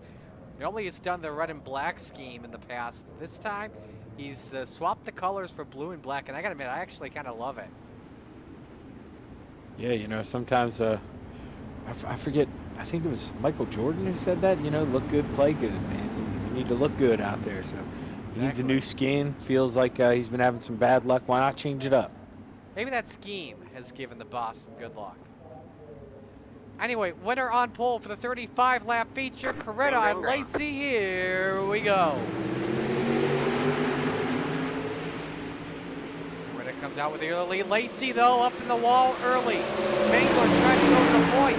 From 3rd to 1st, possibly. No, from 4th to 1st, possibly. Coretta slides up. Spangler counters attack.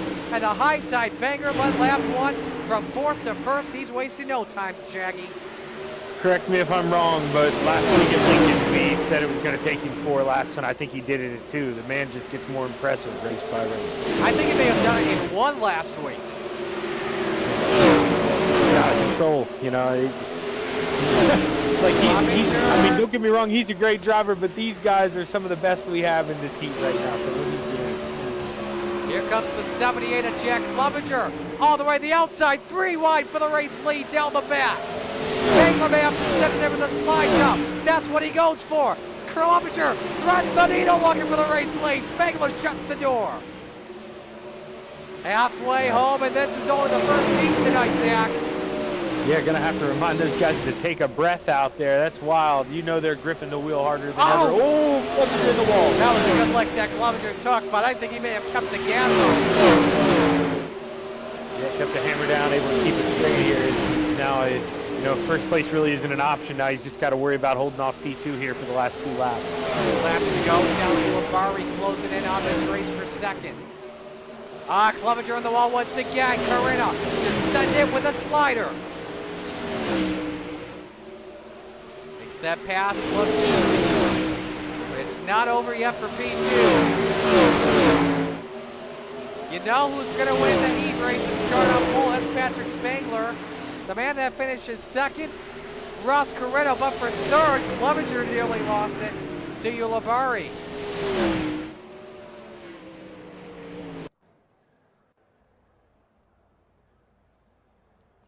So now we go to heat race number 2, brought to you by Full Throttle Motorsports. Here's the starting lineup.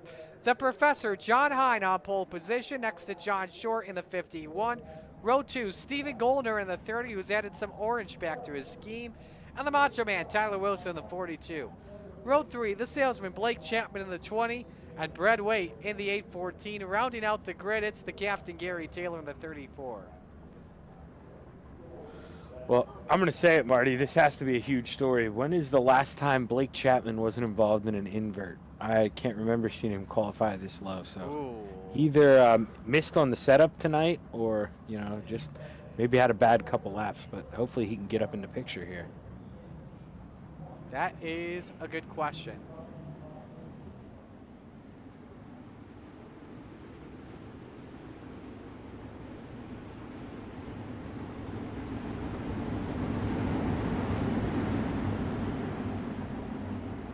Yeah, I don't know the answer to that, unfortunately, but it feels like it's been a while since we've last seen Blake on pole.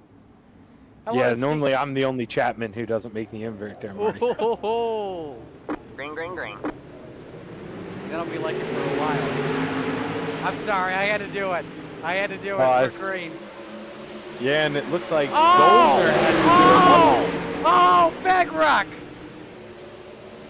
Well, that was smaller than I thought it was going to be as Blake Chapman went around and somehow didn't hit a darn thing.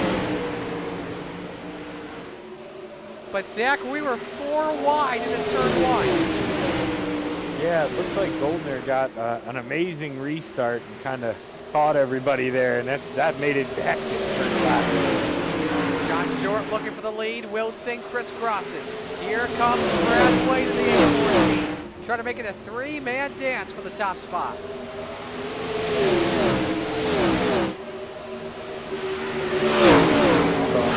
Good job staying out of the way there. Yeah, that was Gary Taylor who goes a lap down. Meanwhile, Wilson has John Short cleared, but B-Rad is moving.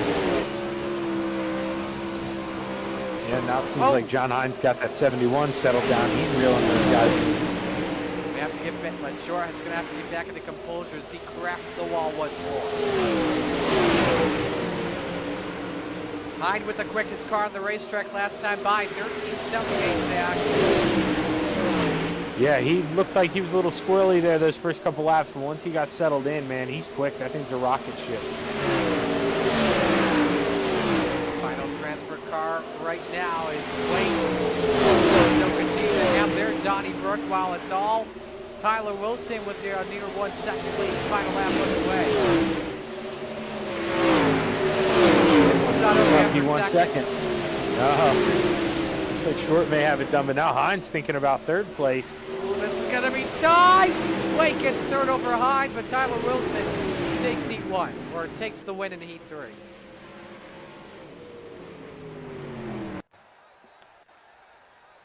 That was heat 2, rather. We go to heat 3 now, brought to you by Glen Ridge Motorsports Park, home of the Dirt Car 358 Modifieds. Here's the starting lineup with this Bob DeGood on pole position. Next to him, it's the Money King, Kyle Moonen, in the 24. I almost said Mile Coonan, not kidding.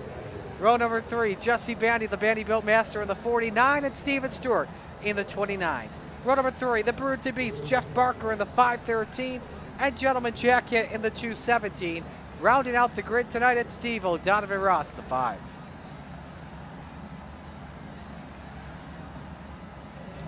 Should be a good one. We saw how fast Stewart can be. He was quick there earlier tonight. And Kyle Moonen, man, outside front row, he's got to be the man to watch, I think.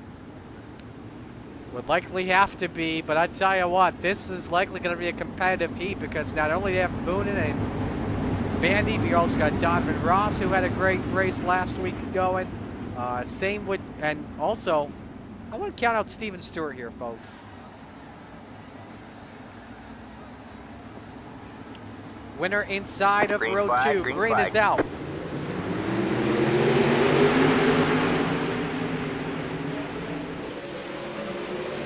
Good jump by the 24. Stewart all over to good for second. Donovan Ross trying to take fourth from Jeff Barker. Of course, Ross had a slight advantage with a couple of drivers stuck in the back. Oh, man. Crowded Barker to the inside. Jesse Bandy threads the needle 3 wide, Zach. Yeah, not sure if Devo knew Jeff was down. 4 wide, 3 wide. Oh my gosh. I thought they were going to go 4 wide for a moment. And everybody just keeps forgetting poor Barker down there. He's gotten crowded down in turn 1 the last 2 turns, but man, he's doing a good job of hanging on. Yeah, take it easy with Jeff Barker. That man's got a family, damn it. There goes Stewart, sending it on to good. Tried to take away second, doesn't work. Donovan Ross kisses the wall. You gotta love to see that 7 running strong. He's doing a good job right now. now. Look out, Bobby gets sideways. Oh, that's bad. Bad accident with Donovan Ross and the 29 of Steven Stewart. A lot of top wings flying out. Oh man, tough break for Bob. He's yelling in the car high, but nothing he can do. Meanwhile, we haven't even talked about your leaders. We're just about 75% through in this race. That's Kyle Moonen out in front. 0.8 of a second advantage on Jesse Bandy. Best races for third, Jeff Barker and Jack Heck. Yeah, I mean, those two, their teammates, they're going to be real smart about this. Moonen got that excellent start he needed, and now I'm sure Bandy, he's just kind of falling on those tire tracks, learning what he can, because Moonen's faster. Here comes Kyle Moonen down through turns number 3 and 4. 2 flag, and Moonen scores the win. He'll start inside of row number 2. Vandy second, Barker third, and fourth, Stewart to finish fifth, DeGood sixth, and Ross seventh. Preliminary actions in the books when we come back. It's showtime. 35 laps. Stay with us at the Coast to Coast Racing Network.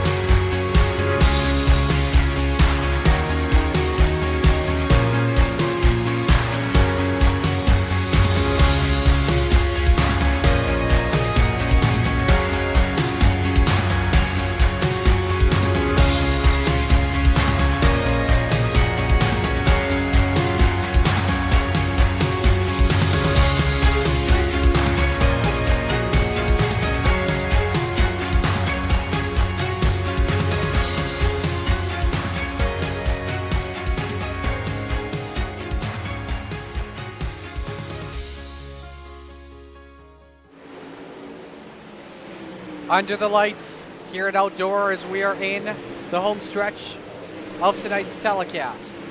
Patrick Spengler, quickest guy, 14.225. Zach, I'm assuming you've tried it out in warm-ups. What are the drivers going to feel tonight here? Man, it's slick up there. If you're willing to go up there, like Ross was telling us in the B interview, it's going to be uncomfortable. I mean, you've got to be willing to slip a little sideways, and you got to know how to use that throttle. It's this track is catching a lot of guys by surprise, I think. You know, Blake Chapman, like I mentioned, brought him up earlier. He's only P10 right now on the speed chart. So this is a different track. It's something that we're not really used to, and it's throwing these guys for a little bit of a loop. Absolutely. We'll show you Spengler right now as the best driver on the point.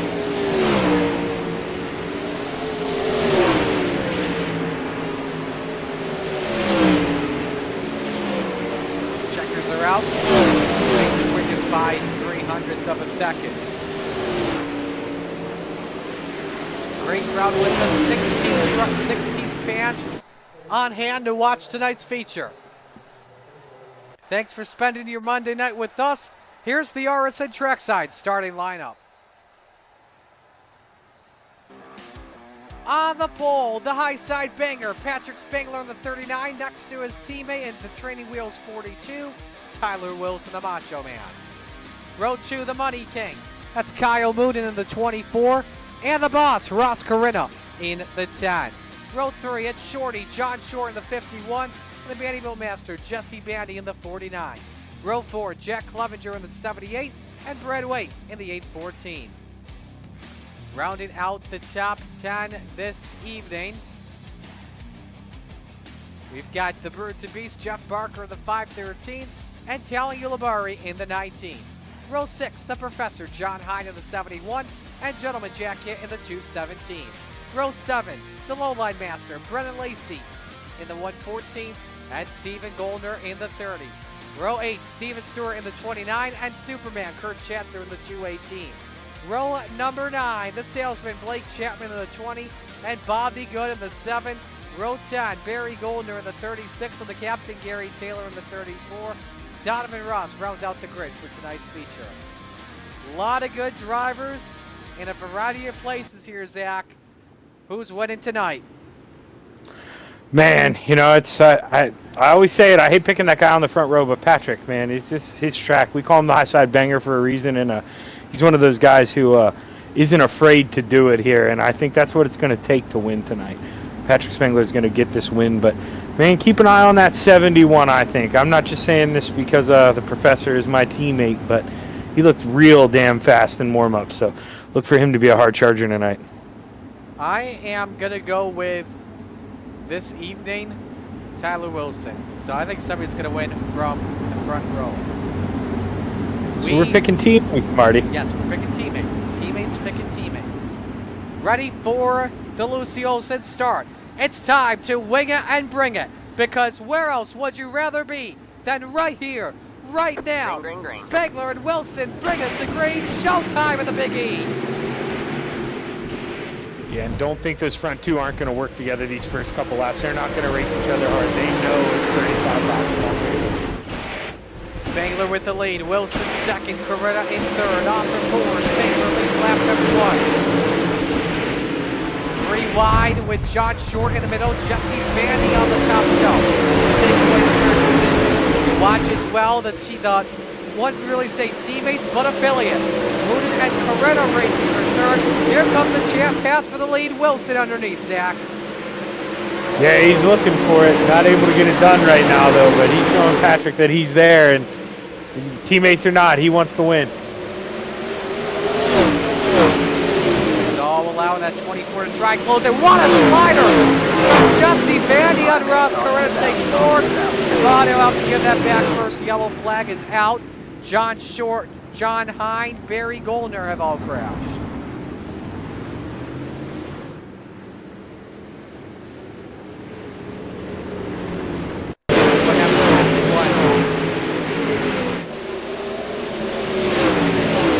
Big back 4 wide with turn 1 there.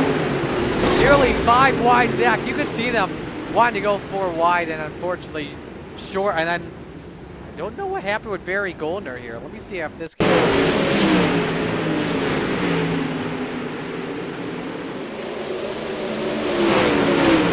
That told us Taylor and Hine got together, and Barry Goldner was just caught up in the mess. Tough deal, but that first wreck you were talking about, man, that's just a product, like you say, trying to fit too many cars in one spot. There, you know, not really one guy to blame for that, I don't think. Just people trying to be a little too aggressive too early. Bixler just said DraftKings has Gary Taylor 2-1. I think looking at the odds, I think I have Spengler 0.5 to 1. Same with Wilson. Yeah, I was really hoping, speaking of betting odds, I had to put money down on Kyle Larson after he went 2 laps down at plus 1,600. I was really hoping that he was going to come back, but no luck. So, my show, RSN Trackside, we have a betting segment, and a couple weeks ago, I was on a tear. It was Richmond. I had Denny Hamlin to win, so I cashed on that, and then the week after, I had 3 head-to-head parlays all hit, so I hit a 3-legger for over 100. Well, and we you used got Monopoly a new viewer, money. Marty. We used Monopoly money, by the way, just a heads up. Green flag. Double fire I'll restart. use my BetMGM. We're back to green. Spengler selected the high side. He held serve. They were just about 4 wide once again. In turn number 2, the first man to back out of it was Brendan Lacey. He's now down in a 3-wide situation.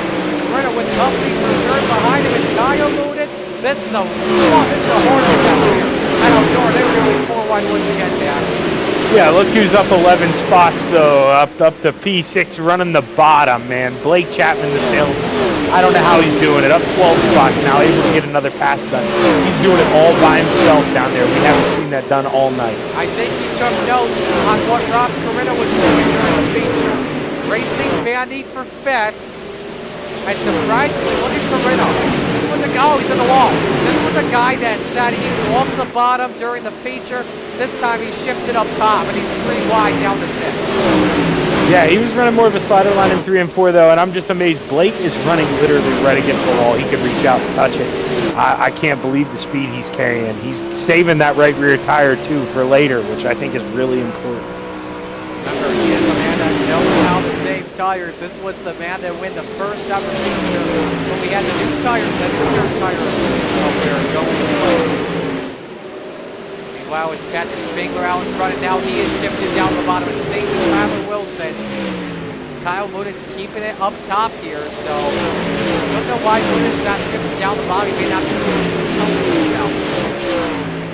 No, I think Blake almost had to go set up with that because, like I say, you expect this place to just bang the high side, those fast guys. You know, the more mediocre guys kind of tend to run that bottom here and try to make it work for the end to get some free positions. But Blake is, man, he's actually running fast laps here. Chapman the better car when it comes to 5-lap average. Leaders work on lap traffic for the first time tonight.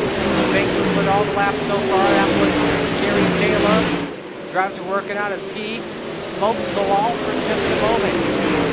We got Blake Chapman, Jesse Bandy, and another duel for 4th on the track, Zach. Yeah, battles all over the track. Got the battle for 2nd, like you said, battle for 4th there.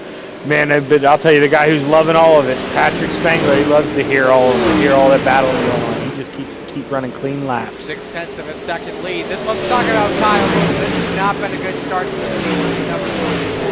In a Vanderbilt team that's always been successful. One in top 5 for him this season. No top 5s and 1 top 10. He came into tonight 19th in points.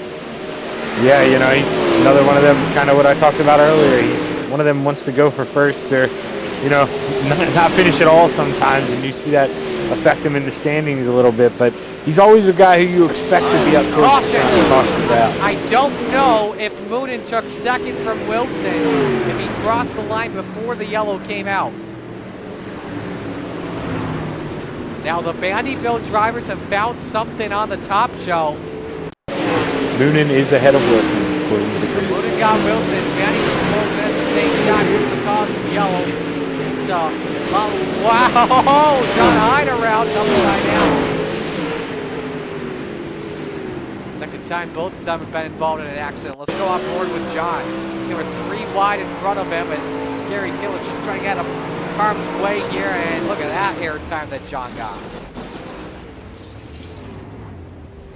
Yeah, tough pick for the professor there. I don't know if he's got any quick repairs left. That might be the end of his show. I think it's going to be the end of both of them tonight. Because both of them were involved in our first yellow flag.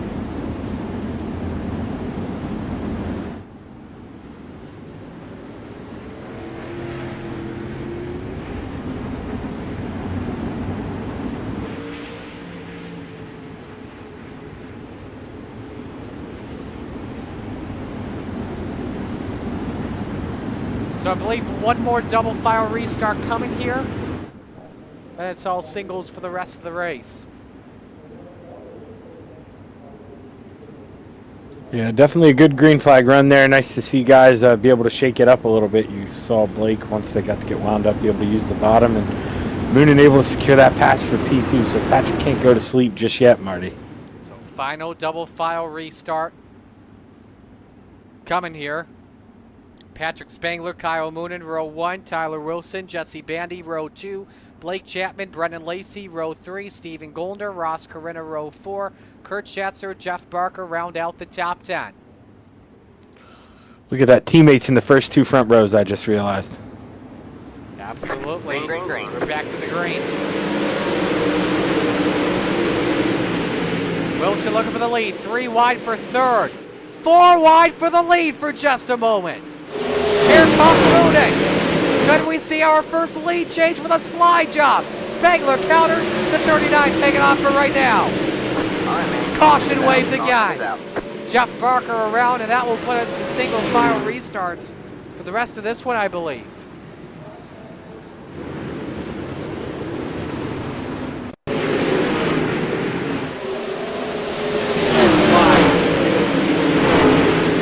Came the meat in the sandwich. Yep. Oh, I think again, that man's got a Yeah, he was up the grid a little bit too. He was having a pretty good run, so tough one for Jeff there. Underneath Can't catch Schatzer, a and above him was his teammate.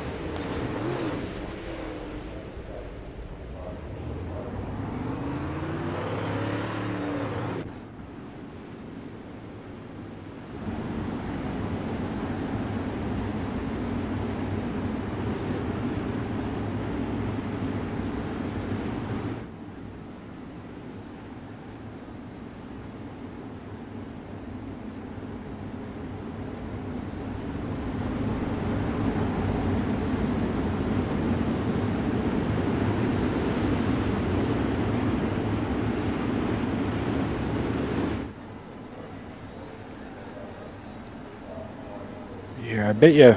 Well, I guess Moonin and Bandy. Never mind. Third and fourth now, anyway, or second and third. I was gonna say they were glad to have that double file restart out of file because you saw how good a run Wilson got on the bottom last time. They're definitely working that restart together to try to get them back to 1 and 2. This is a much better chance for the Bandy boys here. Could possibly be. Spangler, though, with the sleight of hand, as it is a single file restart, so likely will get a freebie.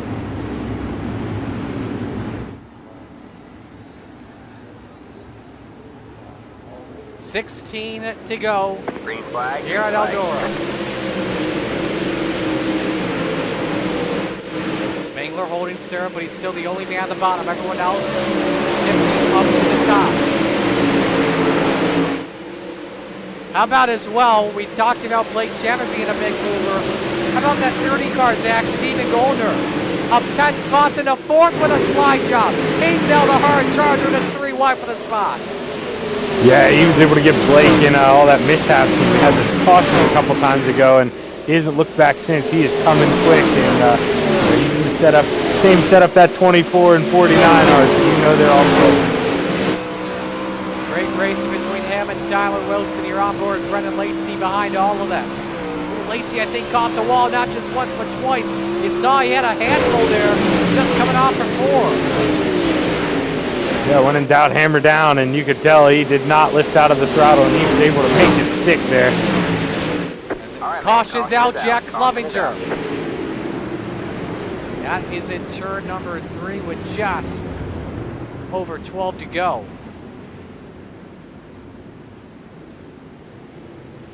Let's gather up a ring. Catch the tire of 29. Yep. And the wall and around he went. Man, who was that just missed that? There was somebody on the bottom that just dodged that bullet.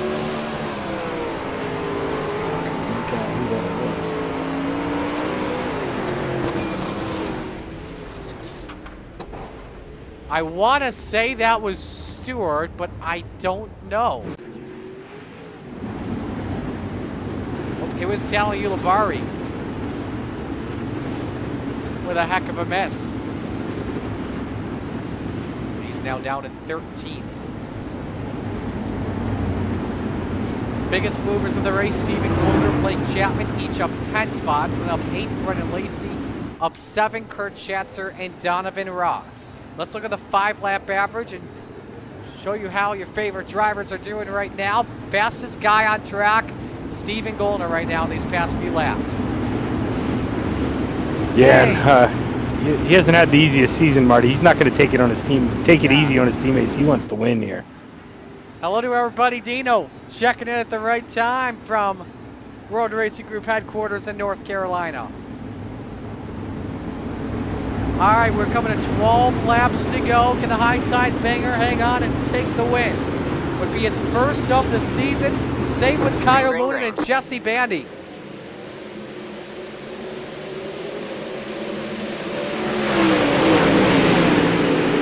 Here's how the breakdown's been this season. 3 wins for Blake Chapman with a 50-point lead. 1 win for John Short, 1 win for Keith Jackson. So the chances of seeing our first a new winner this season is likely. Vanderbilt teammates all going in for 3rd. That's 4 Vanderbilt drivers all trying to chase down a training wheels guy, Zach.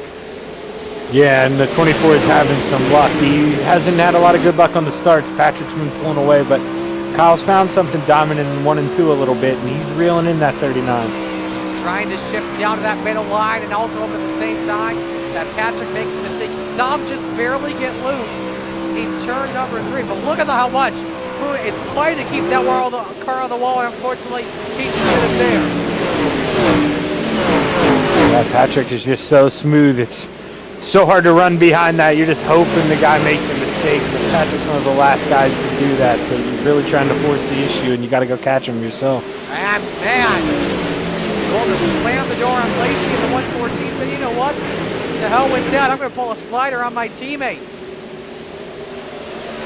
Yeah, it seems like Looks like Lacey is a little quicker than Goldner now, but almost contact there, but they're just struggling to get on up the pack here. 6 laps to go for Patrick Spangler. 6/10 of a second lead on Kyle Moonen. And remember, next week we're going to Knoxville track, which is also trying to hold her wide open at times. Spangler has won in the sprint car capital of the world in the past. Was our 2022 Knoxville Nationals champion. Goldner and Vandy do get it again, this time for a podium spot. Vandy with the slider on his teammate. As Cream is rising to the top of the third position. Time is running out. They're going to need a yellow soap to fly. Yeah, you're exactly right. If Goldner wants to have any shot at this lead, he needs any chance. And I think Moonen's kind of showed he's the second place car right now. I don't think he's going to be able to run down that 39. Vandy hanging on to third. Right now, Goldner would pick up the 5 bonus points for being the hard charger. 2 laps to go for Patrick Spangler. The gap is 7/10 of a second. One final time that we bring up 5-lap average. There you see it right there. Best man has been Spangler off to turn 4. White flags in the air. We're on the last lap. Patrick Spangler in the Training Wheels Racing Velocity Race Design.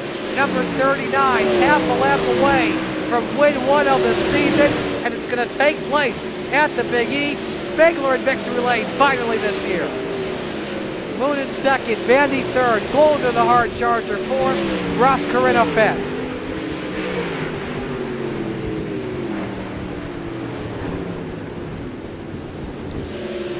Fireworks go up, and congratulations, Patrick Spangler, on taking the dub this evening.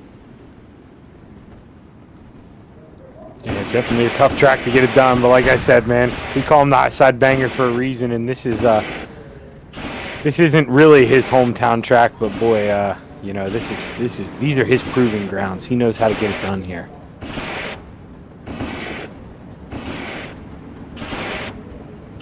Here are the results from tonight. Spangler the winner by just about 7/10 of a second. Kyle Moonen second. Jesse Bandy third. Goldner fourth. Corinna fifth. Lacey sixth. Wilson seventh. Chapman eighth.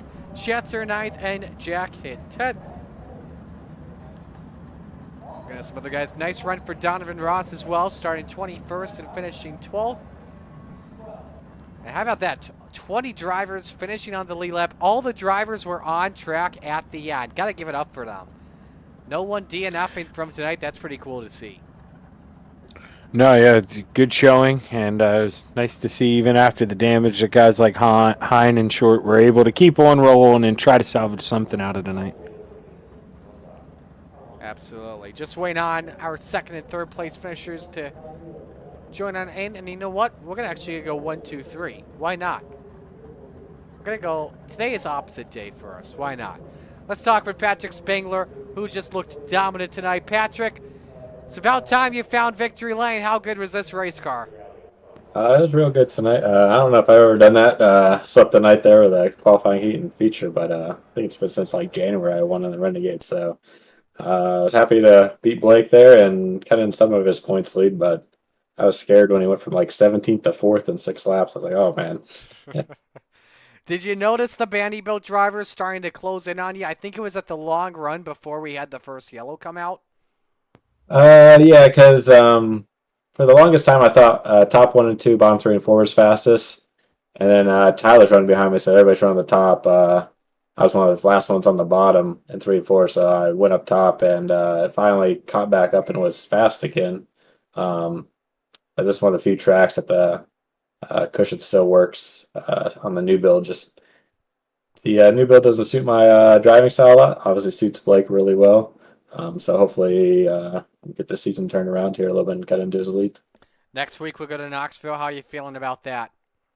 I would be feeling good if the cushion was there. I ran a league race there like 2 weeks ago, and it was bottom the entire night. So we'll see how that goes. Hopefully we can get a good starting spot again and start ahead of Blake and stay ahead of him, because it's pretty hard to pass right now once you get to the top 5 here. So see if we can keep this momentum going. Who do you want to give shout outs to? You and Zach for the awesome broadcast each week. Rod for running the league. Velocity Race design for the design. Dad and Uncle back home watching. Triangles Racing. Tyler racing with me tonight. And Dad and Uncle back home watching. All right. Well, congratulations on the win. First time you've won this season. Well done. Thanks. Patrick Spangler, your race winner here tonight. Let's go to our second place finisher in Kyle Moonen. And Zach's caught up with him. We would have been fine. Yo, Kyle, you're in the booth now. What's up, man? Been able to pass then, but Kyle, you got a copy of me? I don't think Kyle realizes he's in. Yeah, it always switches on me before I realize it. What's going on, Kyle? How you doing, man? How's it going? It's going good, dude. You put on a good run tonight. It seemed like there for a little bit you had something for Spangler, but correct me if I'm wrong there. I think you got in the wall once a little bit, and maybe it didn't handle there for you great after that. Yeah, it kind of shook me up a little bit for a couple laps. I don't know that it did a ton of damage. Just once he moved up and we had that last caution, I don't know. That's what Jesse and I were talking about. We just didn't have anything for him then. But early on in the race, a couple of those cautions I was kind of hoping we weren't going to get, but kind of how it works out. Yeah, kind of product of the track because, as well as I do, like you said, you got to kind of make those moves early and then just protect like Patrick did at the end. So he did what he had to do to seal the deal. But all in all, man, good points night for you. And I think first podium of the season here. So you got to be happy with it. Yeah. I haven't been running too good, so I'll take it. Well, congrats, Kyle, on your second place finish, man. You got anybody you want to thank tonight? Just all the guys at Vandybilt, Ross Crenna for the paints, and you guys for the broadcast. And shout out to Bill Calder. Hope he has a speedy recovery here and gets back as soon as possible. And everyone else that helps put on the league. Well, good run tonight, Kyle, and hopefully I talk to you again next Monday, man. Sounds good. See you then. Thanks. Bye. Kyle Moon, your second place finisher. I'll go ahead and pull up the third place man here, Jesse Bandy, for our man Marty Cicala to get the final word in. Jesse, a nice run for you tonight, man. Just what positives do you take away from this going? Oh man, just being able to survive. It was pretty slick up top there, and that track went away pretty quick through the middle, and then it was pretty much the top only after that. How did you feel about the Vandybilt long run performance tonight? It seems like you guys were working really together as a team to try and close in on Spangler before the first caution came out. Yeah, I gotta agree with that. I think Goldner probably, if we weren't teammates, probably would have ran me a little harder, to be honest. We probably would have had a little more of a battle for third there than what I think he probably lifted, would be my guess. But yeah, I would say we've always worked well together, I think. So I would agree with that, Marty. Who do you want to give shout-outs to tonight on the run? Everybody over at Vandybilt, Velocity Race Designs, Bio.com, and I'd like to give a shout-out to Bill. Hopefully he's got a full, quick, speedy recovery there, and hopefully get some good news. Alrighty, man. Well, we'll let you go. Great job tonight, and best of luck next week. Thanks, gentlemen. Appreciate it. Jesse Bandy finishing third here tonight. And so with that being said, we will sign off here. Zach, get your final thoughts here on the night. Now, all in all, good night of racing. Kind of went the way we expected there. That track, they had a lot of practice time, in between the sessions. So it definitely got wore and tore up. But the fast guys at the end, they were able to make it stick against the wall, and it led to some good, exciting racing. It absolutely did. So with that being said, we're going to sign off here for tonight. Thanks for joining us here on Monday Night Madness. Next week, we're at Knoxville, as well as the Oswego Speedway. Don't forget, tomorrow night, another edition of Tuesday Night Cluster Trucks, brought to you by Will Nelly Productions. You won't want to miss out on that on a Slide Job Racing Network exclusive. On behalf of everyone at the Coast to Coast Racing Network, all the drivers and sponsors, on behalf of my broadcast partner tonight, Zach Chapman, Marty Cicala, signing off. Congratulations to all your winners tonight. So long from Eldora.